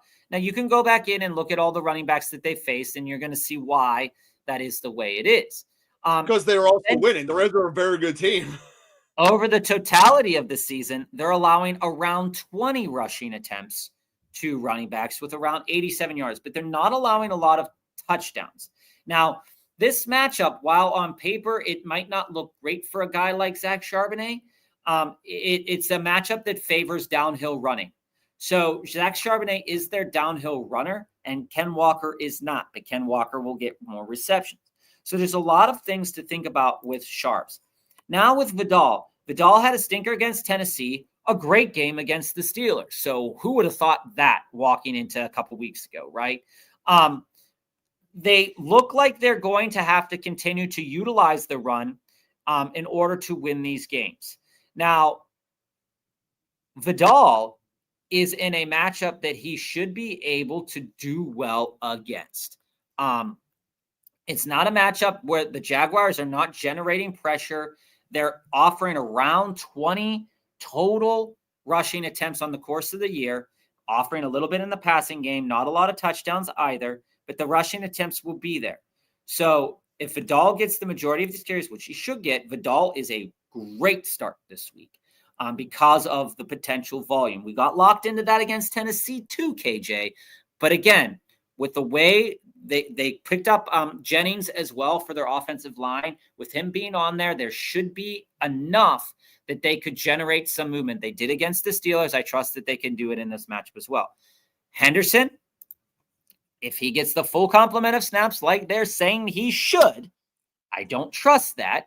But if they're saying that he should, there is around 24 total rushing attempts to go around for the running backs in the Patriots running back room. And if those running backs are just Trevion Henderson and Terrell Jennings, and there are 24 rush attempts to go around, if you can get 12 rushing attempts out of Henderson, I think that he's going to turn out a great game. Christian Watson, not on the level. of these other players right now, especially when Love is afraid to throw the ball. So for me, this is Henderson, Harvey, and Vidal. If you decide that you want to start Sharps and you don't want to start Harvey because it's a worse matchup, I wouldn't hold it against you. But just understand that's split. Harvey's probably not going to be splitting that much with Tyler Beatty. He could. But he also have the chance that the Rams score too much and they can't. Sharps has more risk than Vidal. I agree with that. Picked up McPherson off of waivers for my kicker. Little, Boswell, Fairbairn, and Santos are available in my league. Who's the best kicker option to roll with this week? When it comes to just like scoring this week, I think it's fair. I think Fairbairn's out. Fairbairn is out. Yeah, he's not playing. It's Matthew Wright that's going to play. I think that when you look at it, Steelers, Boswell, check and make sure there's no rain or wind, but Boswell's always a great start in my book. Looking at Cairo Santos, not really worth it for me. I'm not starting him. McPherson is good enough. Cam Little, I know Cam Little has had 2 great weeks in a row. They're facing off against the Chargers, which should lead to a couple of kicks for Jacksonville for sure. I think that Boswell probably projects better for some extra points, but there's no reason why the Steelers won't just sputter and he gets a couple of field goals against the Bengals as well. So I'd land on Boswell, but I can understand why you'd want to start the other guys. Jesse, this was a question before the show started. We're just getting into some of those. We're backtracking a little bit. We wanted to catch a lot of those. We're bouncing around, baby. This is Stafford. This is Stafford for me. And I understand that Knicks can get 40 points, 30 points, but this is Stafford for me. They're not letting Knicks play because Knicks, again, I said this on Monday, and this is still the case. They have a chance of winning that division, and they are not letting Knicks throw that chance away. That's the end of the story. So as a result, Harvey is much more inclined in my book, much more love, and there's a lot less Knicks support. Stafford, on the other hand, is throwing it like crazy to go get his Stafford has first ballot with the Super Bowl ring. And the stat you want is what I said to you guys last week that we would check on, or did I said on Monday that we would check on today? What were across the totality of the season, how many pass attempts these teams have let out. Seattle on the totality of the season, 37 total pass attempts a game. Over the last 4 games, Seattle has 37 pass attempts per game. And if you take it through the last 10 games, which is the whole season, 37 total passing attempts with 24 completions. That's top 5 in the league. Okay, top 2. The only one that's worse is the Steelers, and that's a Joe Flacco matchup. So there's no reason to not start Matthew Stafford this week. He has given you no reason to say, I don't want to start him. And when we go to this question, start one between Franklin, Watson, and QJ. Like I said earlier about all of these wide receivers, they all have their kind of concerns from just a play standpoint. But I think that QJ for everything I just said about Knicks. Yeah, I like I was going to say, I ultimately think that you can land on QJ, depending on, with the profile of players. Like a lot of websites list QJ as like a wide receiver 3, but like it's not really that. That's not the way that should be listed. So I think that QJ is a good start this week. Franklin's target share is tough to sit, but also it's a more difficult matchup. So I think it's QJ all the way for me there. And this is a really good one, Jonathan, before we get back into some of the questions that have come a little bit later. We are local football flavor guys. We answer all the questions that come in. So sit tight. Watch the show. You'll get a lot of information from people in our chat and from us as well. If you want to watch us on replay, like and subscribe, baby. Start one, Flacco or Mahomes. Also start one, Sutton, Wandale, Tracy, or Sharps. I don't like that flex position right now, but we'll talk about that in a moment. I think I'm starting Flacco. I don't like benching Joe Flacco in a game where Cincinnati is if they're going to win it like they won it last time, they're going to continue to pass the ball. But I also believe that at some point in time, yes, I am. I have to believe that at some point in time, Mike Tomlin is going to say, like, what are we doing? He hasn't said it yet, But I do think that Joe Flacco is a phenomenal start this week. And it's really difficult to say to not start Patrick Mahomes. But the thing to look at here is Denver as a team. Denver has not let up a lot of passing touchdowns this season. And in the last 4 games, on average, they're letting up about 1 per game. On the totality of this season, Denver has let up 8 passing touchdowns. That is one of the lowest in the league. And the Steelers have allowed for 15. A lot. They might have allowed 8 last time they played Cincinnati. So while Mahomes while this game could go back and forth and favor a matchup where Mahomes gets 3 touchdowns, 2 interceptions, throws for 300 yards, you can absolutely see that as a stat line for Patrick Mahomes this week. And that's going to suck if that's on your bench. But I think Flacco is also likely to have 285 yards, 4 touchdowns, 2 interceptions, something like that. So I don't think that either of these guys are a bad start, and I think you're going to get a good game out of both of these guys, but I favor Flacco a little bit more because the matchup is better. And that's the long and short of that one. Let's go back down here, Joe, as we get into some of these other questions. Nick, hopefully we got you on your question. If we didn't, just make sure you put it in the chat. Kate Otten or Ferguson this week? I'm still on Ferguson this week. I understand that the volume it wasn't heading for Ferguson's way recently. But again, I don't think that Ferguson is – I understand that the Raiders have played to tight end well over the course of the season. I get that, and I get that they're only allowing 9 points a game to tight ends over the course of the season. But again, you got to think the one game was against Evan Ingram, and Evan Ingram didn't get anything. So it's also a stat to say like, oh, some of these teams don't have a tight end and they weren't used very well. And when a team has a good tight end, you're going to use them. And I think Ferguson will be used in this game. Kate Otten's a great start too, KJ. So, I mean, I think you're at a good point here. When we look at the numbers from this week, you're not going to find much variance between the two. Ferguson's projecting for around 13, and Otten is in there at 9 against the number one defense against tight ends. But again, that really depends on who they're playing. I'm still on Ferguson. Quincy, I have 3 QBs on the roster with Lamar, Jayden Daniels, and Purdy. I want to drop Purdy. Which one am I grabbing, Coleman or Matt Collins? You know what I'm hearing, Quincy? I'm hearing you like Matt Collins. See, that's what I think I'm hearing. So I'm dropping Purdy for Matt Collins. And I'm not afraid to lose out on Keon Coleman. I think Purdy's an okay cut by now. Purdy is an okay cut, especially if you're holding on to Lamar and Jayden Daniels. Yes, Nino, the order of the questions was mixed up to get up to date. Nino, we wanted to try something new, and we're going to go back to the older stuff next week, but we want to try something new today. But I don't think so. I think that giving people with their live has been greatly beneficial, and we're What are definitely your doing thoughts on Brock Bowers as we approach the fantasy playoffs? Ken, I think that Brock Bowers is a piece that I don't – again, we talked about this in the chat last week. After that breakout game against Jacksonville, he comes down and lays a stinker against Denver. It wasn't wholly unexpected. Denver had played tight ends very well. They're not going to want to get gashed for 46 points against Brock Bowers. They were going to just try to let Trey Tucker or Genty beat them, and that's kind of what happened in the Ashton Genty bus. It was an ugly game. When you look at the matchup this week, this is a matchup that is a great matchup for Brock Bowers. I really don't have a problem with Brock Bowers going forward. And I don't really care which quarterback's throwing him the ball because they're going to throw him the ball. There's literally nothing else for them to do. There is an opportunity where they don't throw him the ball, a la Justin Fields, and they just don't throw the ball. But that's not going to happen.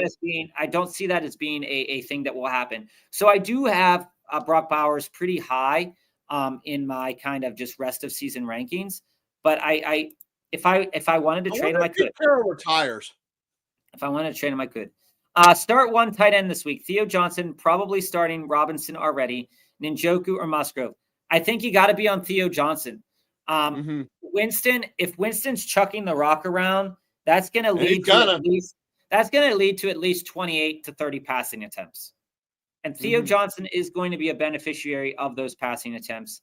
Njoku's not getting the volume. Musgrave's not getting the volume. You have to lean into Theo Johnson. I know it's weird starting 2 Giants, but I think it's fair.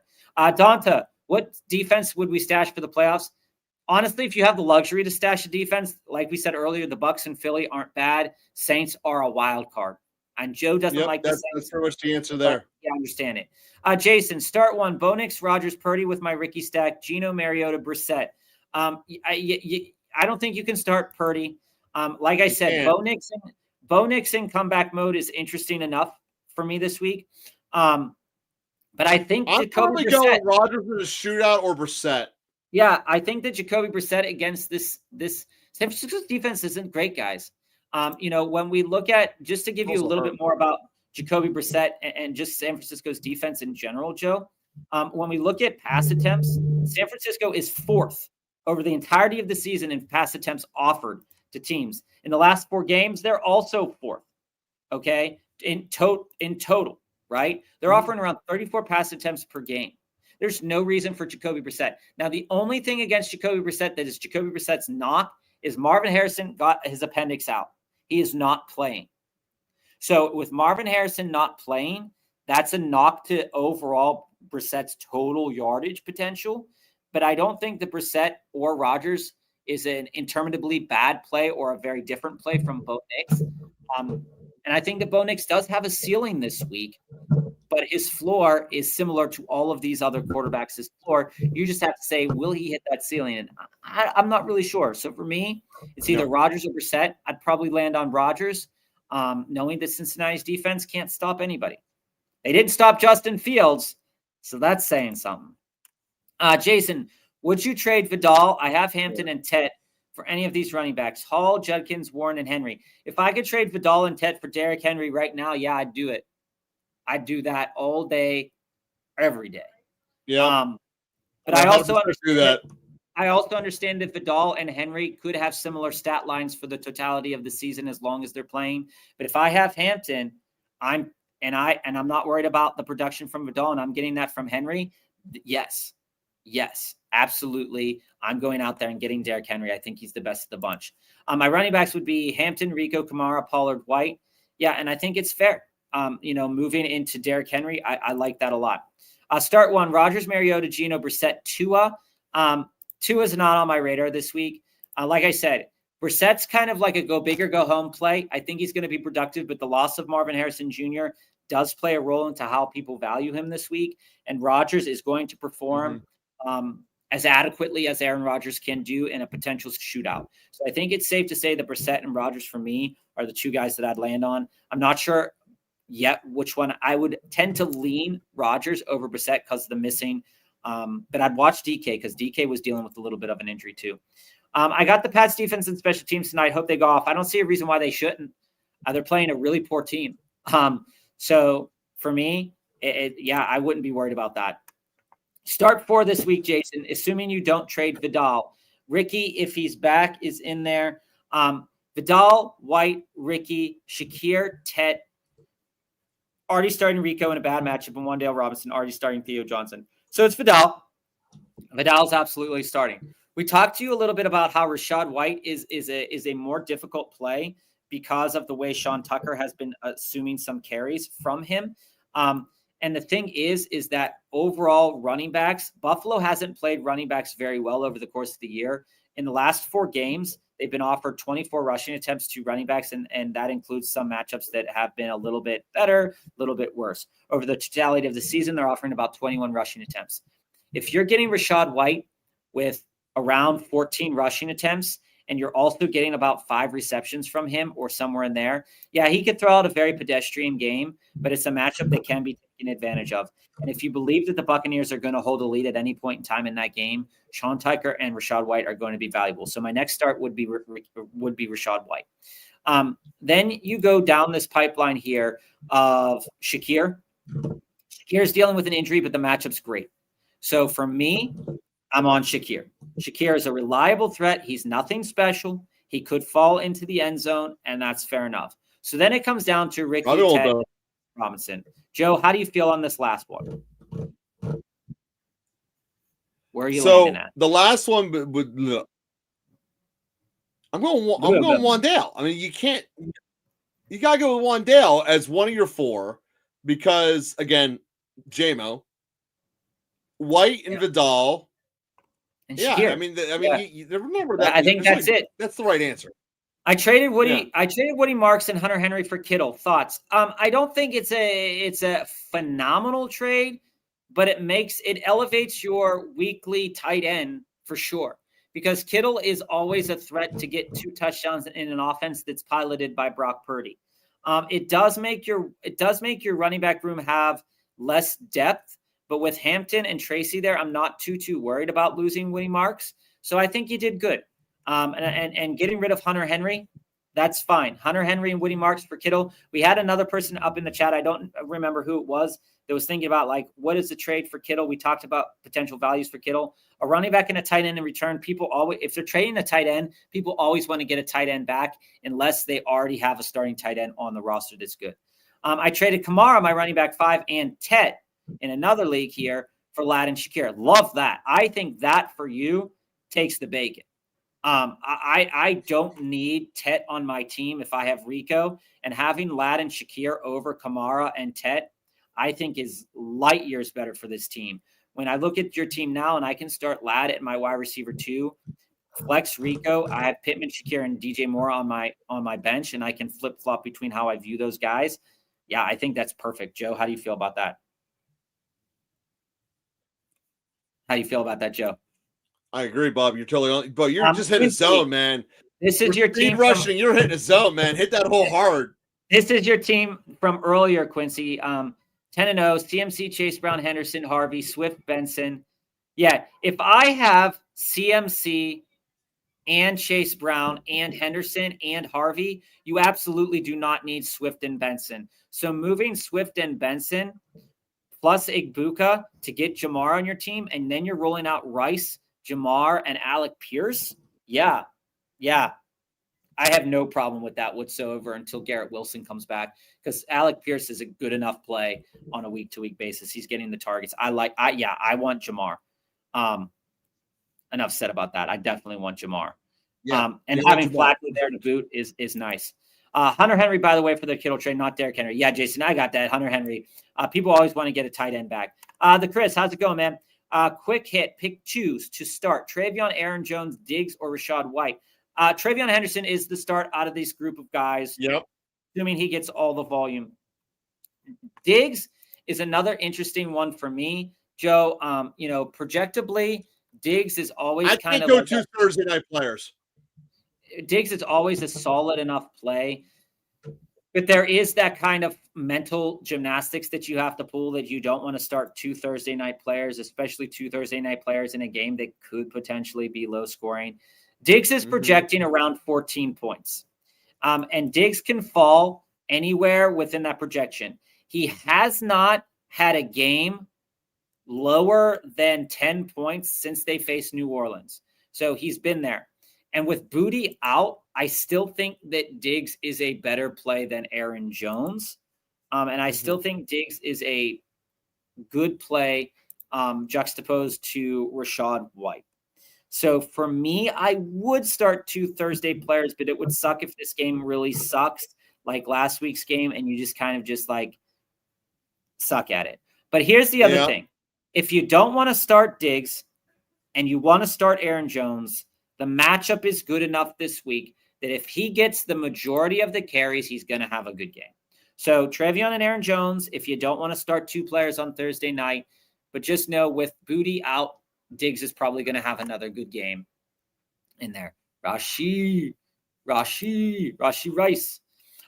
Patrick, my team is Allen, Maye, Lamb, Tet, Ladd, Slayton, Javonte, DeMarcado, Jones, Mason, Benson, Tootin, Davis on the bench. I don't think this is a bad team. I don't think it's a bad team either. Patrick, I really don't think it's a bad team. But where I see that you need to really elevate is that running back room. So for me, I'd be moving Tet in a heartbeat. Even for you, I'd move one of the quarterbacks. I'm okay keeping Drake. You don't need both of them. I'm okay, assuming this isn't a 2 quarterback start, Patrick. I'm okay moving Josh Allen and Tet to order to elevate my running back room, because I don't know how survivable that those running backs will be coming down the stretch. So move Tet, move Allen, get back a running back, get back a wide receiver, get back what you need to get back for that. But I think that that's what I would do. Even with me having Pickens right now, would you do that deal if it was CD instead of Rashid? Yes. So Nino, let's go up to the top of that deal again, so that I can see where it's going. Joe, can you pull up that deal? If it was CD instead of Rashid. Yeah. I would do that. I would be more inclined to do that deal if it was CD and not Rashid. Yeah, I would. Because that deal was Josh Allen and JMO for Caleb and CD. Yeah, I think that you're getting back a little bit more in there. But I understand the trepidation of not wanting to own 2 Dallas Cowboys if they potentially want to tank it. So I do like CD. I value CD a little bit higher than Rashid. Can't do the trades they did and they want to trade. How the hell are we still 45 minutes behind? I do think that. Reichert or Pinheiro rest of season. Nick, you know I love kicker questions. And I do think that both of these kickers are going to have problems moving forward. But I think you could lean a little bit into Reichert right now because JJ McCarthy is proving that he could throw the ball into the end zone. So I still think you should do that. Hamza, would you trade Gibbs and Shakir for Genti and Igbuka? I wouldn't. If I want to go out, and here's the thing, you're already guaranteed a playoff spot, so you're preparing your team for the stretch run. You're preparing your team for these playoff matchups. Once you hit the playoffs, you're running up against the Eagles, the Texans, and the Giants. The Giants in Week 17 is going to be a great matchup for Ashton Genti if you get there. Okay, I'd have to really know your other running backs, Hamza, because I see you put that in there a couple of times. But I do think that I wouldn't do this, but I do want to get Igbuka. So if I could still try to get Igbuka, I would want to get Igbuka, but I wouldn't do this trade necessarily. And I think Joe would agree that it's not a good idea to trade off of Jahmyr Gibbs. That's Jesse, exactly right. You're not trade Gibbs. Start one between Rice, Addison, Franklin, and Jennings. I think you start Rice. Start Rice. The matchup, again, I don't believe that Surtain is playing. I'd have to check it again, and he's not. I still start Rice, and I think he's going to be fine. The next one up for me would be Jennings. The next one up for me would be Jennings. Okay, with my team above, trade Javonte, Aaron Jones, Benson, Isaiah Davis, and Ladd for Kyron, Henderson, Corum, Swift, and Pittman. That trade should never be accepted, but I would do it. I would try it. I would do it knowing that I'm getting back 3 better running backs than I'm giving up. I'm getting back 4 better running backs than I'm giving up. I do like Javonte Williams, and I'm getting back a lesser wide receiver. But just understand, I do think Javonte Williams is great in terms of fantasy. I don't think he's great as a player, but I think right now in fantasy that this Kyron year, the side that's getting Kyron is the. I like the Kyron side better, Patrick. I like the Kyron side better. Close. I need a wide receiver 2, Mac, and a flex to play this week. I have A.J. Brown, Stephon Diggs, Judkins, and DK. Well, I'm starting Judkins out of that grouping of players. Judkins is a guy that I think even though the offense is doing poor, Baltimore is a team that probably will rack up the score, and Judkins might be useless later in the game, but I still think they give him 15 to 22 carries. A.J. Brown is unreliable right now, which sucks. Yes, he is. Stephon Diggs would be a start for me this week out of your players. So right now, I think it'd be Stephon Diggs and Judkins because I see that Judkins and DK and A.J. Brown all within the same grouping of players that if they get the volume, they're going to be good. If they don't get the volume, it's going to be a terrible week. So you kind of have to take it from that perspective. What? And you got to jump back into quick hitter mode. We're still 45 minutes behind on this. Got to take that into perspective. Chris, Diggs or Chase Brown is my flex. Full PPR. I'm also playing Maye, Trevion tonight. If that changes anything, it changes a little bit, but you start your best players. If you think the matchup for the Steelers is going to be great, you start Chase Brown. Diggs is going to have a good game. Like I said, I think he projects no lower than 10 points this week. And I think Chase Brown projects no lower than 10 points this week. So where do you see the ceiling at? Chase Brown most likely won't score a touchdown. Diggs can score a touchdown. So maybe you lean a little bit into the Diggs side, but just know it would really suck having, not that much motivation going into the week. So I'm on Chase Brown out of that. I think Joe would technically agree with that. Not technically, I would. Gadsden or Bowers this week, Joe? Bowers, he's their whole offense, and there's no other choice. It's Bowers. Bowers projects better against a team that hasn't stopped the tight end yet. So I think it's Bowers for me.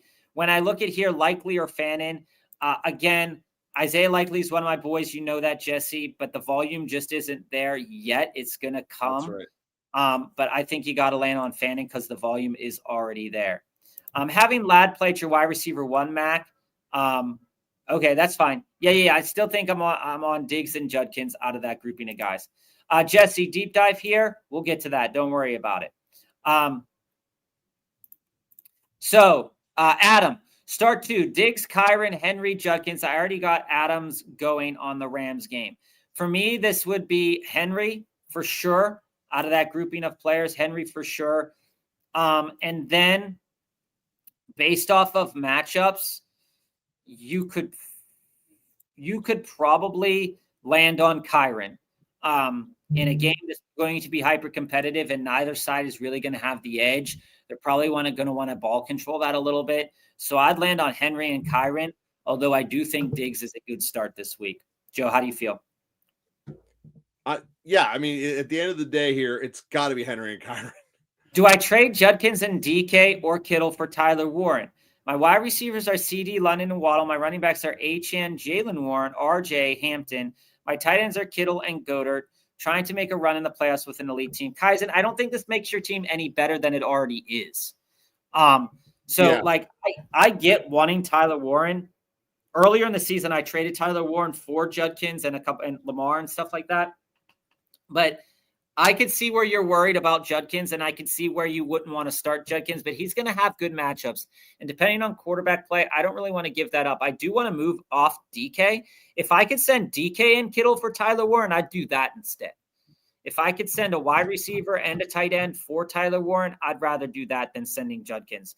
If the guy wants Judkins, I'd probably hold off a little bit. You might want to think about, you could think about Jalen Warren, but he's on a better offense. I heard Purdy was coming back next week. No, Bones, I have not heard if he's coming back for sure this week. I just don't value him this week. Coming off that big injury, I just don't see it coming. You're going to have to be Purdy at least 2 or 3 weeks, just the way it is. Christian, Dynasty, Breece Hall, Keaton Mitchell, and a mid-2026 first for J.K. Dobbins, Devonta Smith, and Quentin Johnston. I'm currently in first. I cannot trade Devonta and QJ. A contender. So are you getting Breece or are you getting Devonta Smith? I need to be on the side of QJ and Devonta. I like QJ and Devonta, but I do think Breece Hall in a mid-26 first. I don't want J.K. Dobbins on a dynasty team. That's the problem. Like the injuries are racking up on J.K. Dobbins. I don't care about that. That's not an issue. I want Devonta Smith and QJ on my rosters. I know Devonta Smith's number 1 moving forward. Yeah, I think it's fair. I think that I would lean on wanting the Devonta Smith and Quentin Johnston side right now. If I could flip flop J.K. Dobbins out of that, maybe. If you like, they're starting to figure out how to use QJ. Like I'm there. It's Schultz, Bones. Yeah, it is Schultz. And Joe, just before I get back in a quick hit mode here, this is the reason why it's Schultz. Schultz might miss week 11. So if Schultz is going to miss week 11, you lean into Pat Freiermuth. Okay. You don't lean into Colston Loveland. But the reason Schultz would be the play is that over the last 5 games, 6 targets, 10 targets, 3 targets, 8 targets, 11 targets. Mills is throwing it, guys. If he's playing, he's the guy. I would tend to lean Freiermuth if Schultz was out. I have Warren on the bye this week, and Laporta hasn't practiced. Who would you pick up and start out of Theo Johnson, Ertz, Otton, and Hawkinson? I'm on Theo Johnson and Otton out of the 2 for various reasons. Theo Johnson's getting lucky in that touchdown department. Otton hasn't got there yet. But in a game that projects that Jameis Winston could pass for a lot, Theo Johnson's worth starting. It's the Jameis Winston effect is real, guys. Michael, it's going good, man. I'm glad it's going okay over there. I wish I got a lot of sleep last night, so that was nice. I went to sleep at like 10 o'clock. I don't normally do that. Got Drake Maye going tonight, plus the Patriots. Unfortunately, I have no Amazon Prime, but then realized it's the Jets and I'm in Jersey, so it should be on TV. That'd be nice for you. The Amazon Prime games are kind of weird for me as well. Worthy on waivers. Is he a pickup? I have Rice. Hey, Jesse, if you want to pick him up, I don't see a reason why you shouldn't or why he shouldn't be picked up. He hasn't been productive. He hasn't been productive, but I do think that, like stashing him, if you have the room to stash him, is going to be worth it. Titan, trying to get Bucky. Before he was getting Devontae. Do that trade, man. Oh, yeah. If I'm getting Devontae, I'm doing that. Titan, trying to get Bucky off the guy who has to win out to make the playoffs. This is what you want to do. I don't need him, but I'd love to add him for playoffs since I'm chilling. Was thinking of offering Swift or ETN plus JMO or Pierce. If he needs to win I would do ETN and JMO. If he needs to win now and you're just chilling and you don't care if you lose out on ETN and JMO would be a fair value. I would be more inclined to move Swift and JMO out of those four guys. I'd be more inclined to move Swift and JMO. But here's the other thing about Swift. Here's my argument for keeping Swift is that Caleb Williams is going to suck in the cold and they're just going to run the ball like crazy. Exactly. That's what I was getting to that. So Swift is a hold for some people, trade for some people. ETN and JMO, I think, is good enough for Bucky. But just understand, there is a chance that Bucky might not play. And that chance is scaring the hell out of every single one of my best ball teams. This is very speculative. And we are big Bucky truthers. And he's phenomenal. And you're Titan, you're entirely right. That the hellhole that is Swift is real. But so is living with Caleb Williams and having your career tied to him. He's going to give the ball to Swift instead of Caleb Williams, especially when that win starts picking up. Ricardo, this is what happens. This is the think tank that happens. I want to just tell you guys straight up that I was on my waivers trying to figure out Mac Hollins myself. And I think Mac Hollins is just going to be fine this week. I don't think you're going to get a lightning game out of Mac Hollins, but with Booty out, the Jets suck. Mac Hollins is probably going to get 4 to 6 targets in this game, and it could end up in a touchdown. I don't think you're wrong in assuming that you want to 3. I'm not football. I don't think it's wrong in assuming that Mac Hollins is a good play this week. It's because JJ McCarthy has been sucking, man. It's a big brain move, but I think it's crazy. Rabona, how's it going, man? Have you done a show where you're looking back at all your best ball teams? We haven't done that yet, but I can tell you this. We will. That I have a lot in contention right now. Me too. I know that I have more than you should just from random chance, which would be 1 out of 6. Where I have a lot in contention at is all of those super flex leagues that we did live. Oh God, did you love doing super flexes? So all those super flex leagues that we did live, where I was able to get JT and Gibbs and pair him up with Matt Stafford, they're doing just fine. Yeah, I can bet that they are. All the best ball teams that we have with Bucky are kind of in the shitter because, we drafted Bucky pretty high. And then those teams also, some of those got paired up with Malik Neighbors. Some of them got paired up with Puka and BTJ. So some of those teams aren't as good. But if I'm being honest, we're in contention in a lot of them. Plot, I've been trouble picking between Travion and Rome in the flex. I'm on Travion. Me too. The reason to be on Travion over Rome. Now, Rome's projecting pretty well. Minnesota is not that great at stopping wide receivers. It is at Minnesota. They are good at stopping their division, though. The weather isn't going to be a factor. Outside of the Cincinnati game where he should have feasted, he's got 5 targets, 9 targets, 10 targets. So if Rome's going to get that 9 targets, he's going to have a great game. If he's going to get that 5 targets, he's going to have a shitty game.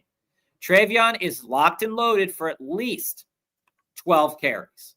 So he's at least going to be touching the ball 12 times in this game. So that's kind of how I feel about that. What do I think of Rome will be healthy? Rome is dealing with the injury. He got upgraded to a limited practice this week, so he's trending on playing. Travion also is upgraded to practicing, so I think that's good. Quincy, appreciate the love, man. Love it. Thanks, Plot. Absolutely. Like, follow, subscribe if you like what we're putting out there. We appreciate everybody in the chat. We couldn't make it happen without you guys. Love you guys. Alex, this is my team for the rest of the season. What do you think? Drake, Maye, Henderson, Judkins, JSN, Egbuka. I like that. Emuka. McBride, JJ, the benches, Woody, Bucky. This is where this is great. I love Judkins long term. Yeah. You know how I feel about Henderson. But that Woody, Bucky, Harvey, that's chef's kiss now that Dobbins is going to miss 4 games. So that I can't understate that enough. Then you have Pierce, who has been playing like a wide receiver 1. And then Wandale. That's a good roster.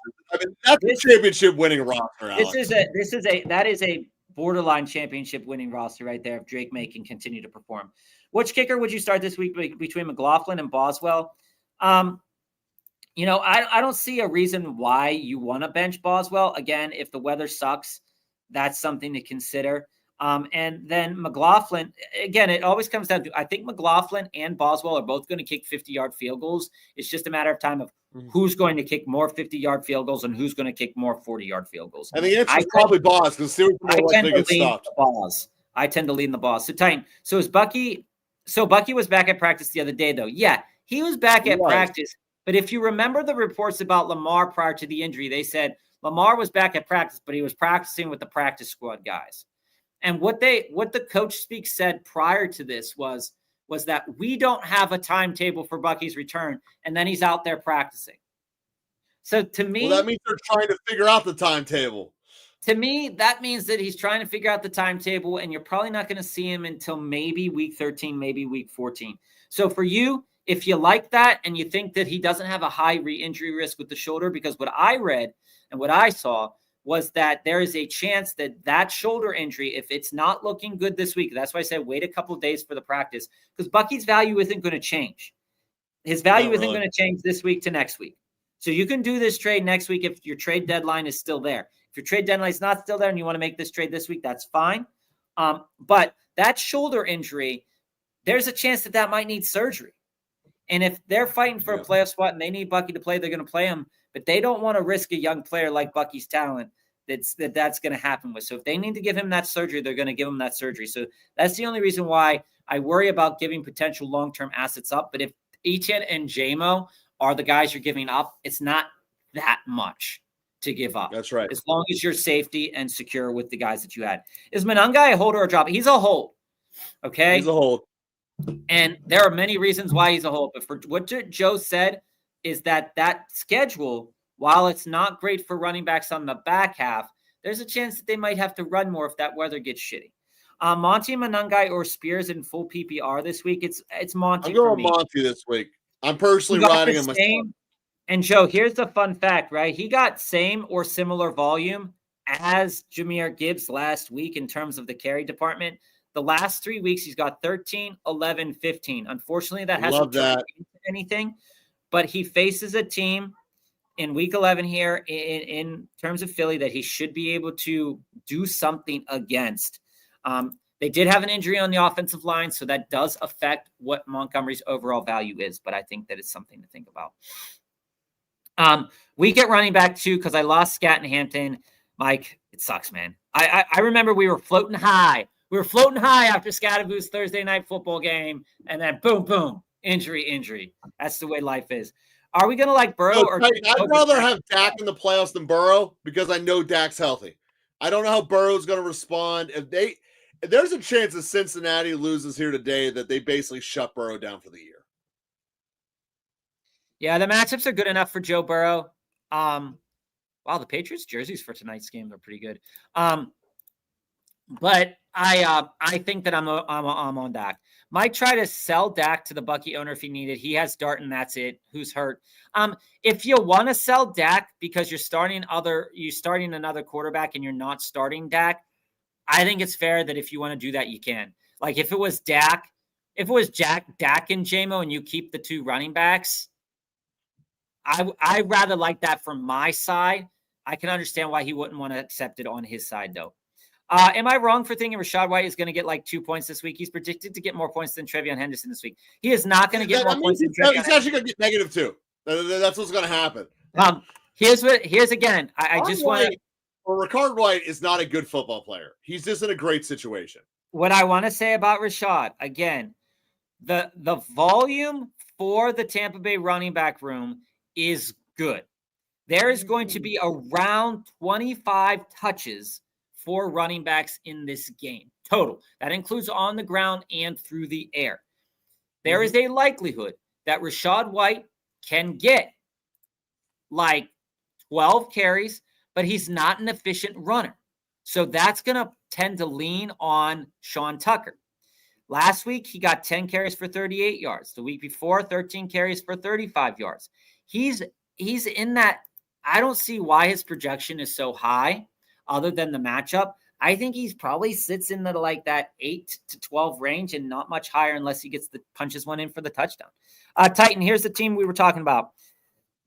Dak, Burrow, Jamar, Pickens, JMO, Pierce, Moore, Ridley, Saquon, ETN, Swift, Monangai, Vidal, Marks, Bowers in the flex, 2 flex, no tight end. You think Bucky makes sense? Bucky always makes sense. I do, Titan. I do think Bucky makes sense. So for me, because I do like Alec Pierce a lot, I have no problem moving JMO and then, like you said, ETN or Swift for Bucky. Because what this does for you is it slots in, and preferably actually, because you have Monangai, I would probably move Swift. I know that Swift is just as reliable at a player right now as you can get for some people. But I think that because I have Monangai, I might move Swift.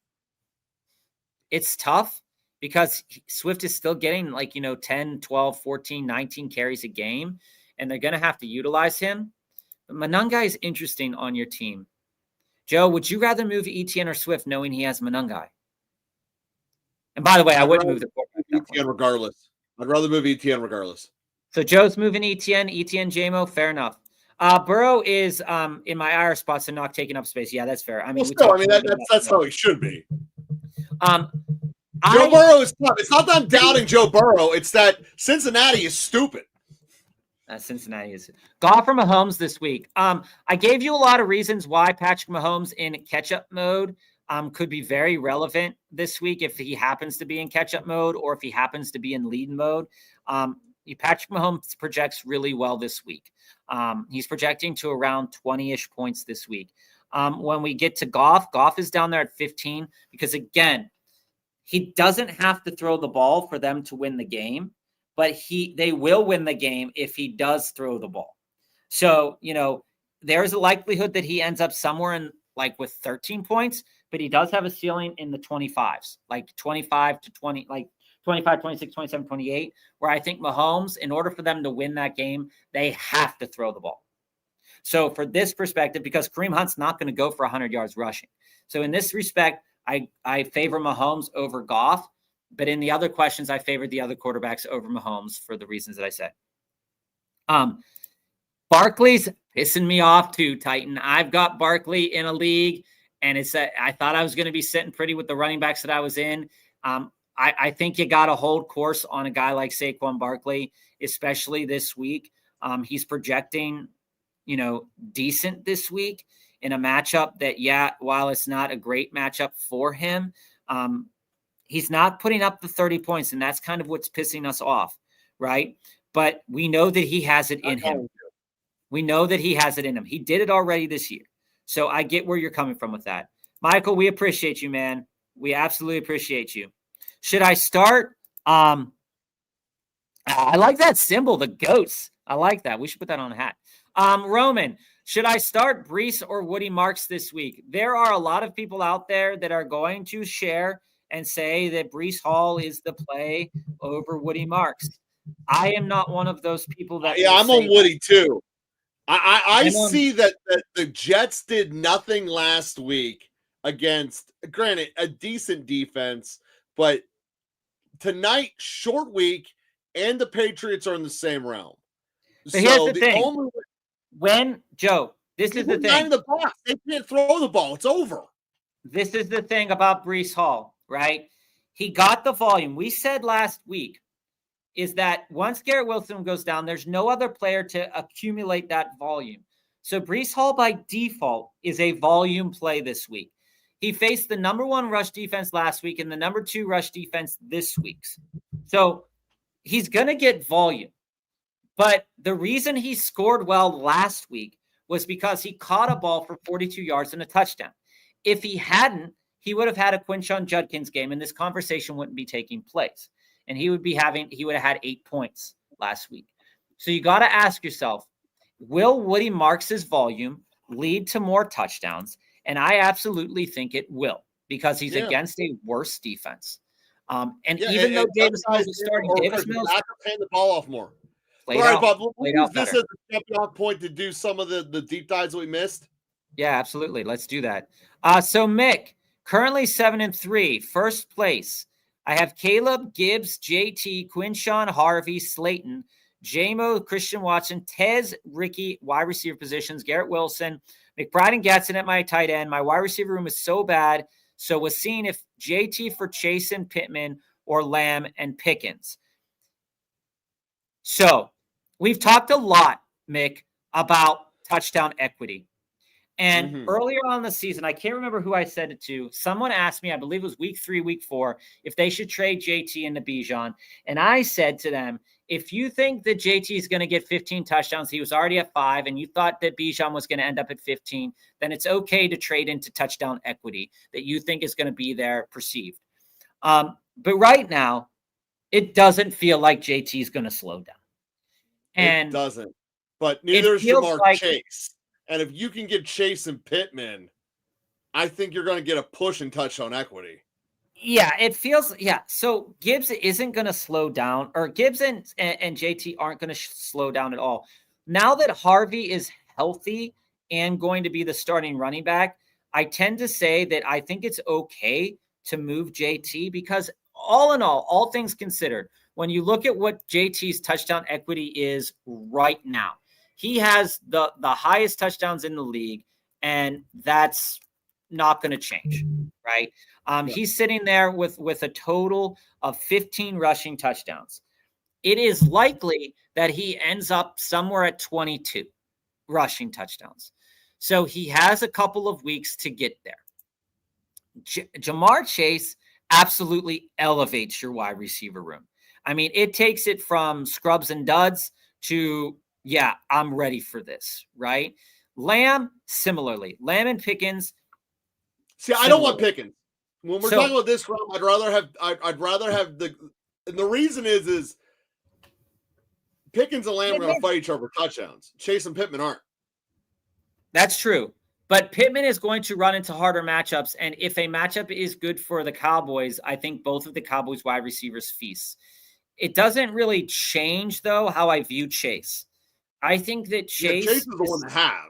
I think that Chase is still a little bit above Lamb right now at this point in the season. And if I'm moving JT and I want to get into Chase and Pittman, I think that's what I'm doing. The reason why you might not is that Pittman's schedule does project poorly moving forward. So if that schedule's projecting poorly and you believe JT can have that equity, I think that that's fair. The other way to approach it, though, here too, is you don't necessarily have to give up JT and Gibbs, Mick. If you take Pittman, or if you take if you want just Michael Pittman, give it up Gibbs. Just give it up JT. No. I'm saying if you want Michael Pittman, I think you can get Michael Pittman with other players on your team. I don't think he wants Pittman. I think that's just the number 2 that's plausible on the guy who has you can get more on your team. I like JT so much. I think that I like Jamar and Pittman more for your team, because then it clears out kind of the idea that I have to start Tez Johnson. But again, Tez Johnson has been pretty decent. Ricky Pearsall, we don't know what he's going to do. Garrett Wilson's hurt. So Garrett Wilson is a non-asset. So you're starting J-Mo, Slayton, and Tez, and you're like, I need something, right? Jason Pittman is a fair enough thing to get back. But maybe you don't ask for Pittman. Maybe you ask for a different wide receiver or a different asset back.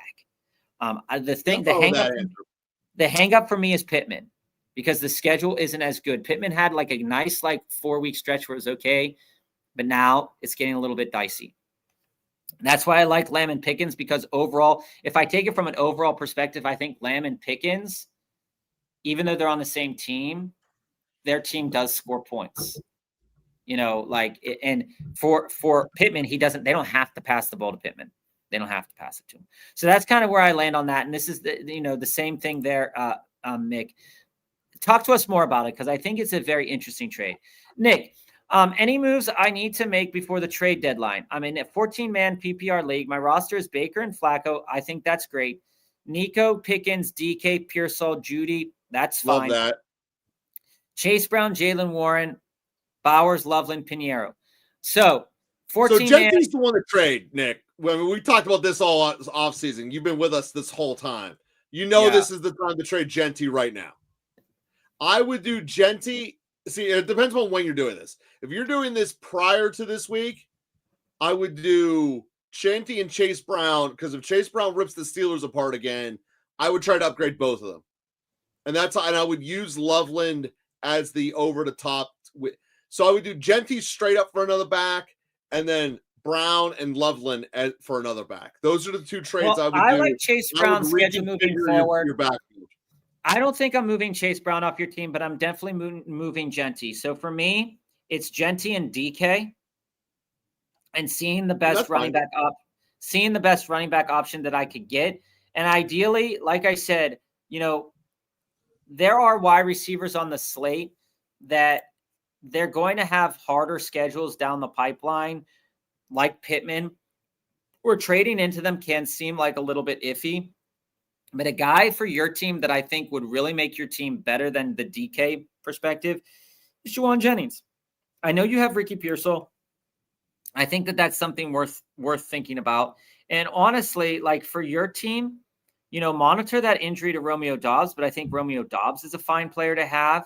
And I think that looking at that mid to lower tier wide receiver pool, because DK isn't always performing well, guys. So that's the other thing too, is that you have Nico and Pickens. If you can take DK and Genty, get a better running back, but maybe a slightly downgraded name wide receiver, because nobody likes Alec Pierce right now. But again, Alec Pierce isn't going to cost you as much, but he's performing really well.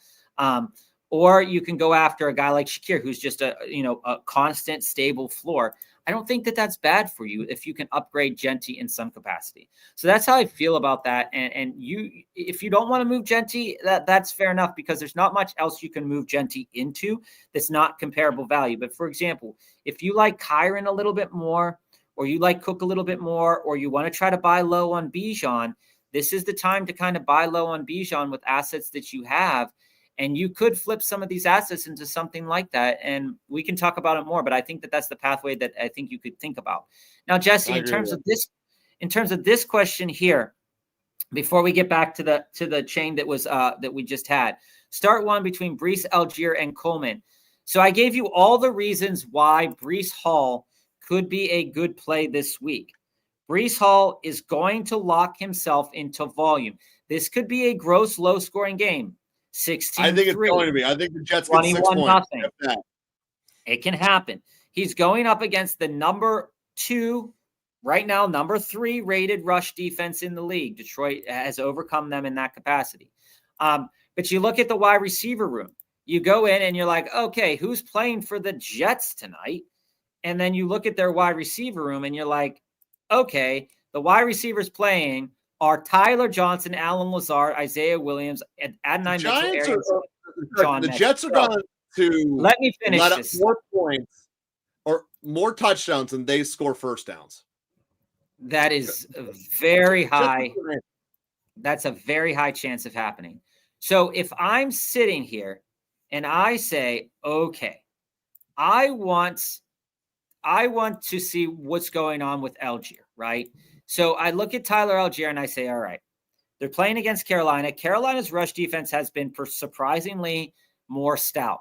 The Falcons considered Algier a superstar. That was in a recent interview. There is a chance that Algier will zero you out this week.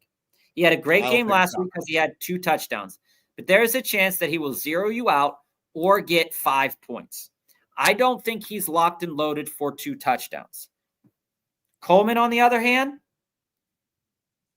is a wild card, complete wild card in this discussion. So I think that you got to think more about these 2 running backs. If you're going volume, you go Breece Hall. Breece Hall is going to get more volume in a worse matchup, but you got to ask yourself, do you want to start a running back on a team that is projected to lose? Atlanta is projected to do better. Carolina, again, not a great team, but not their defense has been better than their offense this year. And I just think after Buffalo got destroyed and embarrassed, I'm rolling the dice on all Bills.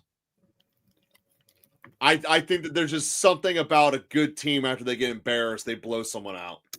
That's fair. I'm on Breece. Here's why. They're going to be losing. The guys I just mentioned catching the ball. Who? I mentioned him. But Breece Hall, they might not get a first down in the second half of this game.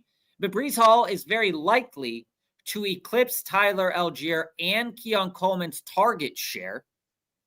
Probably. In 3 drives.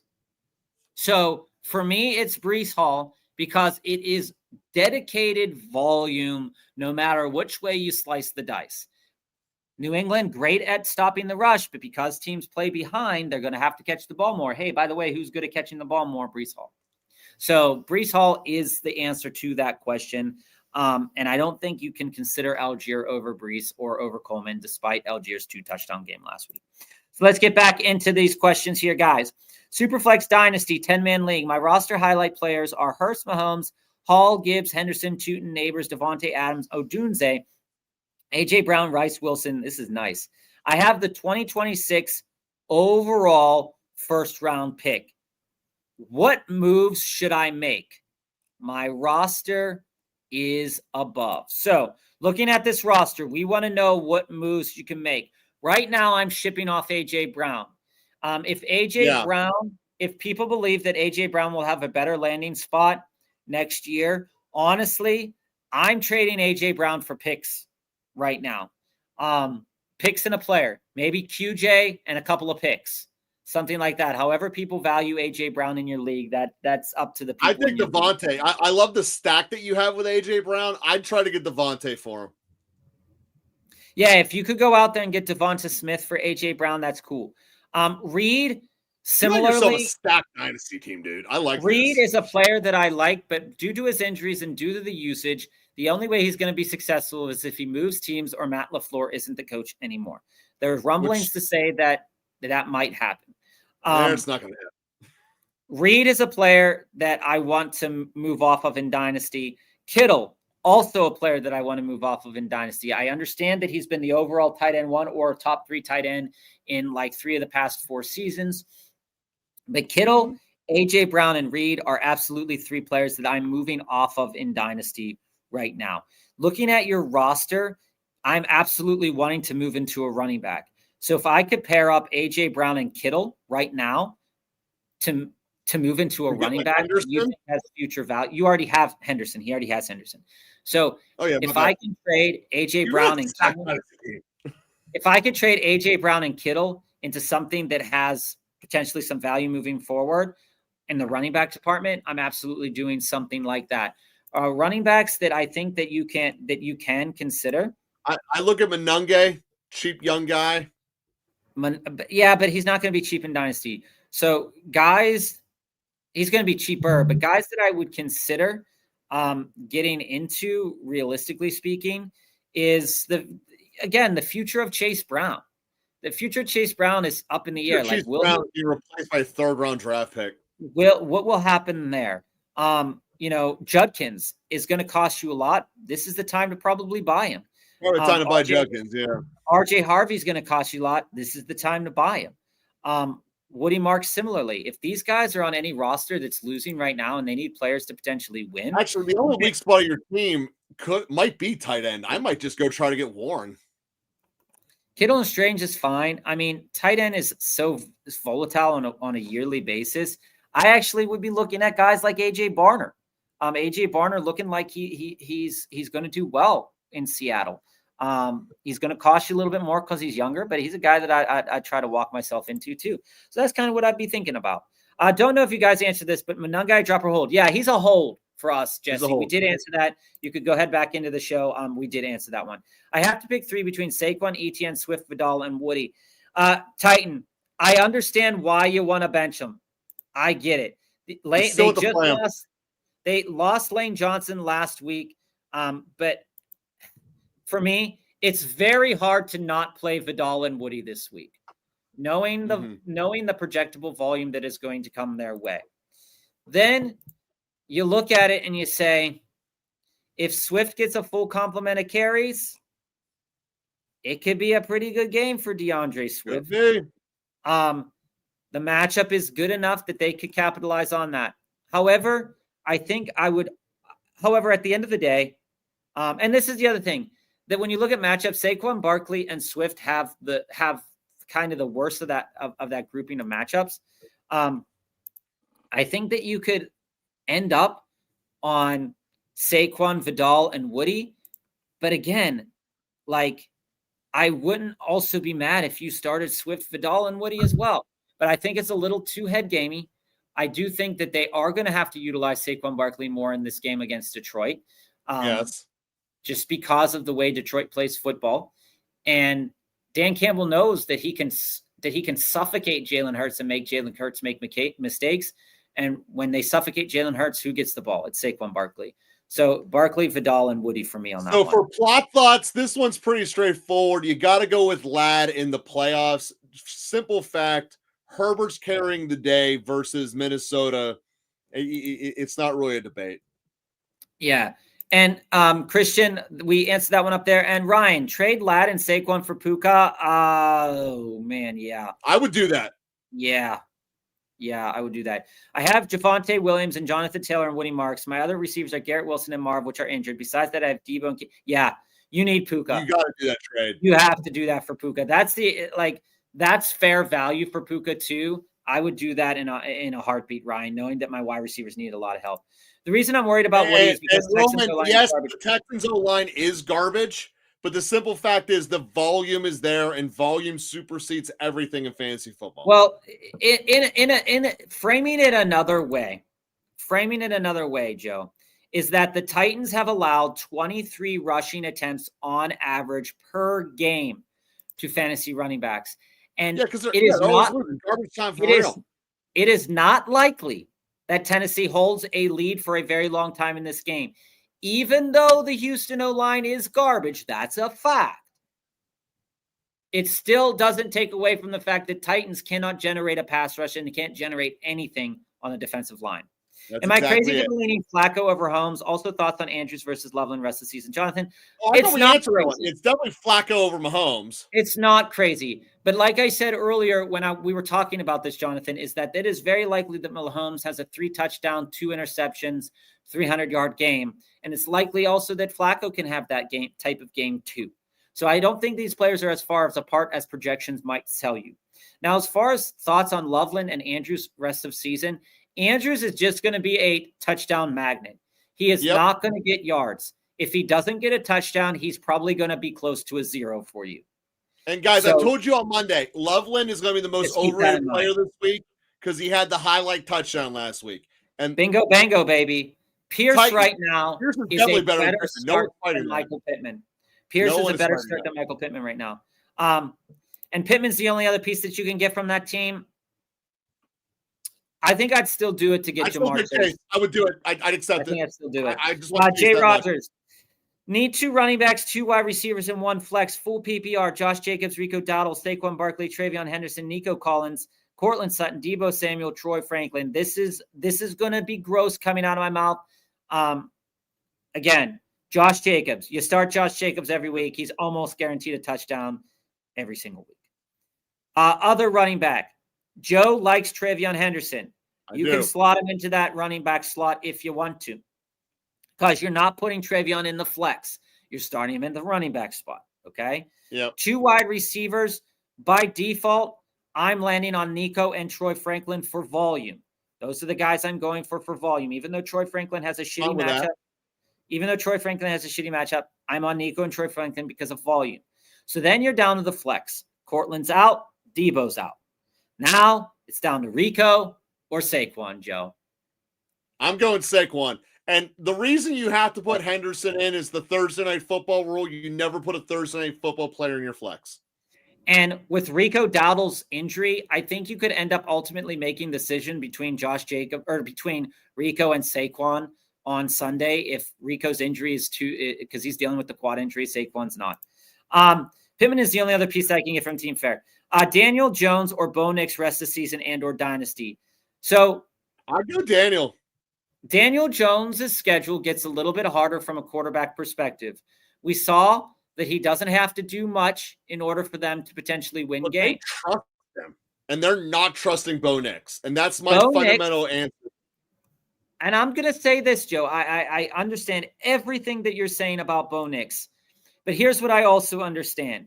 That outside of last week, which was a putrid performance, we have 20, 25, 40, 13, 18, 30, 13, 21. Oh, no. Rest of the career, Bo Nix obviously has a lot more meat on the bone. I'm just talking rest of the season. And in Dynasty, I treat quarterbacks as I can always get another one. Yeah, that's unless you're one of the elites, but Bo Nix never going to be Lamar or Josh Allen. Yeah, so I'm not really worried about it.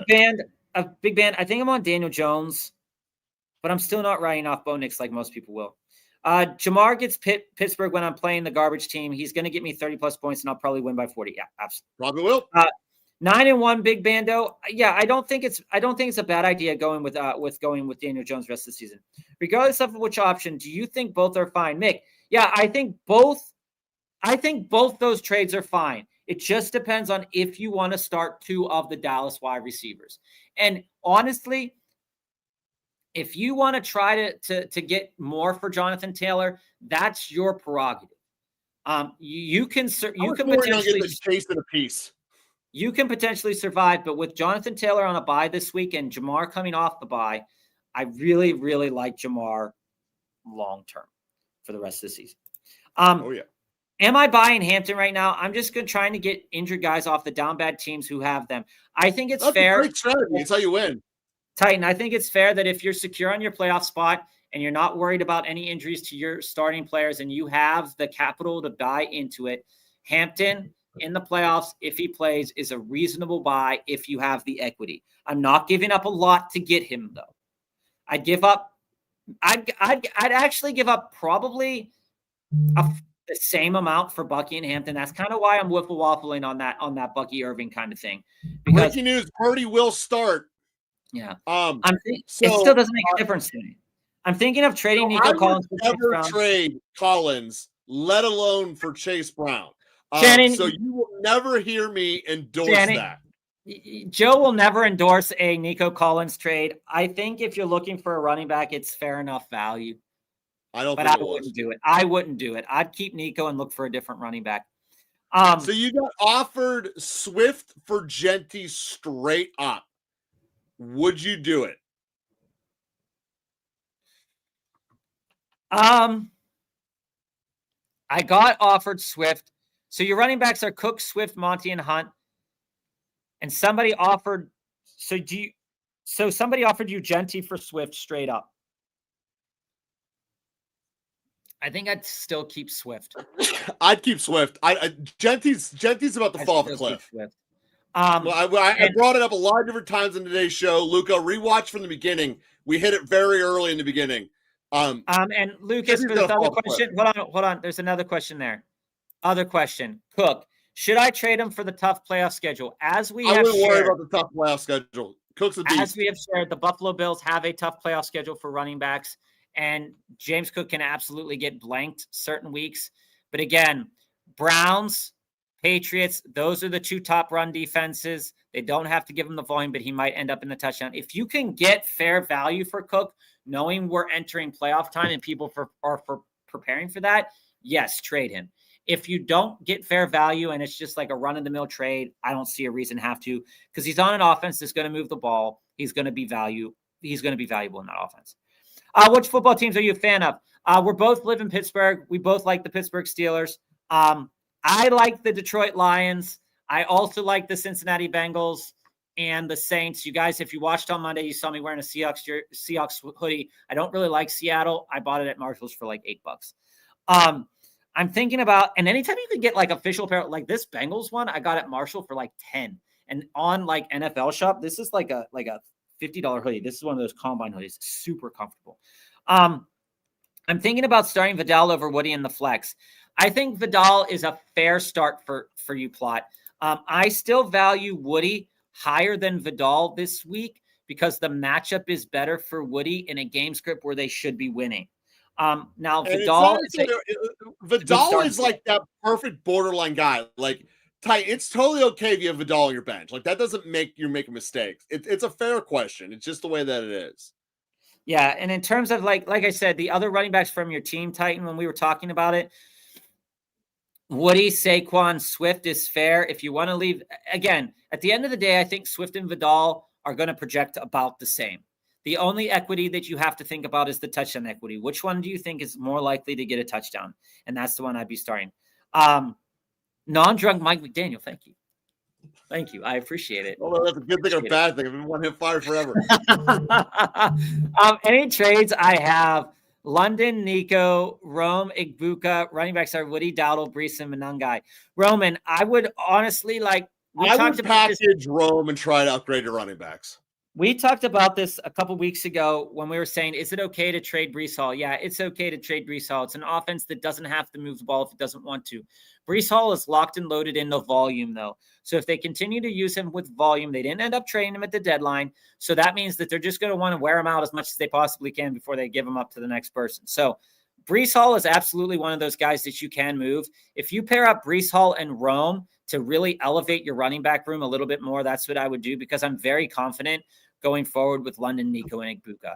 And I don't think you have much to worry about there. If I could elevate Brees Hall and Rome into something very good, like a Josh Jacobs right now, I would totally 100% do that, Rome. Titans Dynasty now. Jayden Daniels, Dak, Ladd, JJ, Garrett Wilson, Rome, Genty, Etienne, Tracy, Ramondre, Harvey, Bowers in the flex. Again, 2 flex, no tight end. Which 5 would you keep? Okay, here's the 5 I would keep right now. Brock Bowers, 100%. Yes. Jayden Daniels, Genty, 100%. Justin Jefferson, 100%. Genty, 100%. Okay, so then this lands on, do you want to roll with where Garrett Wilson lands in the future? Do you want to roll with Ladd and his production now? Do you want to see the development of Rome, or do you want to see the development of RJ Harvey? So for me, I would go with Garrett Wilson. I'm on Garrett Wilson at his best day could be a league winner. He just is never with a good system. Yeah. And I would go with Wilson as the 5th one. Your other list is Jayden Daniels, Justin Jefferson, Garrett Wilson, Genty. We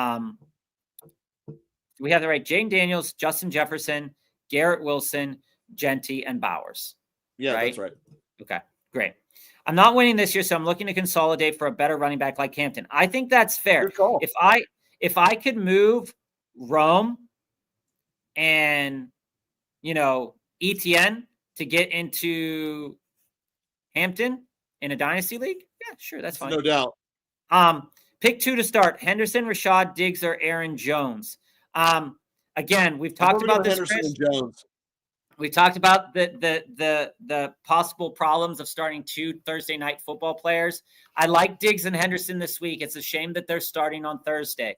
I think for that reason, it's Henderson and Jones, but I don't think that Diggs is a bad play this week. I think that he's a very good play considering that Booty's out, and he's probably going to end up in that 13 to 16 point window with maybe a little bit more on the bench. Never bench Barkley. It's definitely going to be a bad game tonight. It's the Jets. The Jets are never in a good game. The Hall game is going to be what it is, guys. Hall is going to get probably like 80% of whatever offense the Jets throw out this week. It's going to be like Garrett Wilson was like last year, right? He's going to get like 80% of the offense, and whatever happens, happens. It's not a comfortable start by any degree of the imagination, but the volume is there.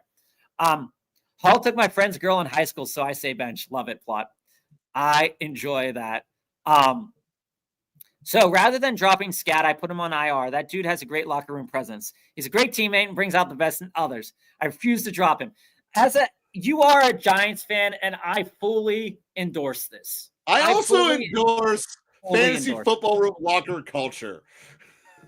Yeah. I think it's fair in a dynasty league to trade Odunze for Woody. Yes. I do think that that's fair because there's nothing to say that Nick Chubb is going to stick around. Woody is productive, and if they can get this line in better shape, they have shown that they can score points, and they have a good enough defense to do that. The window's not closed there. Odunze is a good enough talent, but I think Odunze for Woody in a dynasty league is a fair trade. You know what? This is something Mike Tomlin said in an interview the other day. You don't put your words in my mouth. Don't put your words in my mouth. This is going to be a great game. I hope so. Rico or Henderson, Harvey this week. I have Igbuka in my flex. Flo, we talked about all this episode. Why Henderson? Guys, we're talking about a lot of them, Flo. Why Henderson is going to be a great play this week. Why Harvey is going to be a great play this week, and why Rico can potentially be a good play this week. This is a good problem to have this week. And who would have thought 4 weeks ago, 5 weeks ago, that this would be a problem that would be a good problem to have, right? So looking at it here, I think that you land on Henderson. I like Harvey and Dowdle a lot, but I think you land on Henderson if you think that they're going to eventually use Henderson more.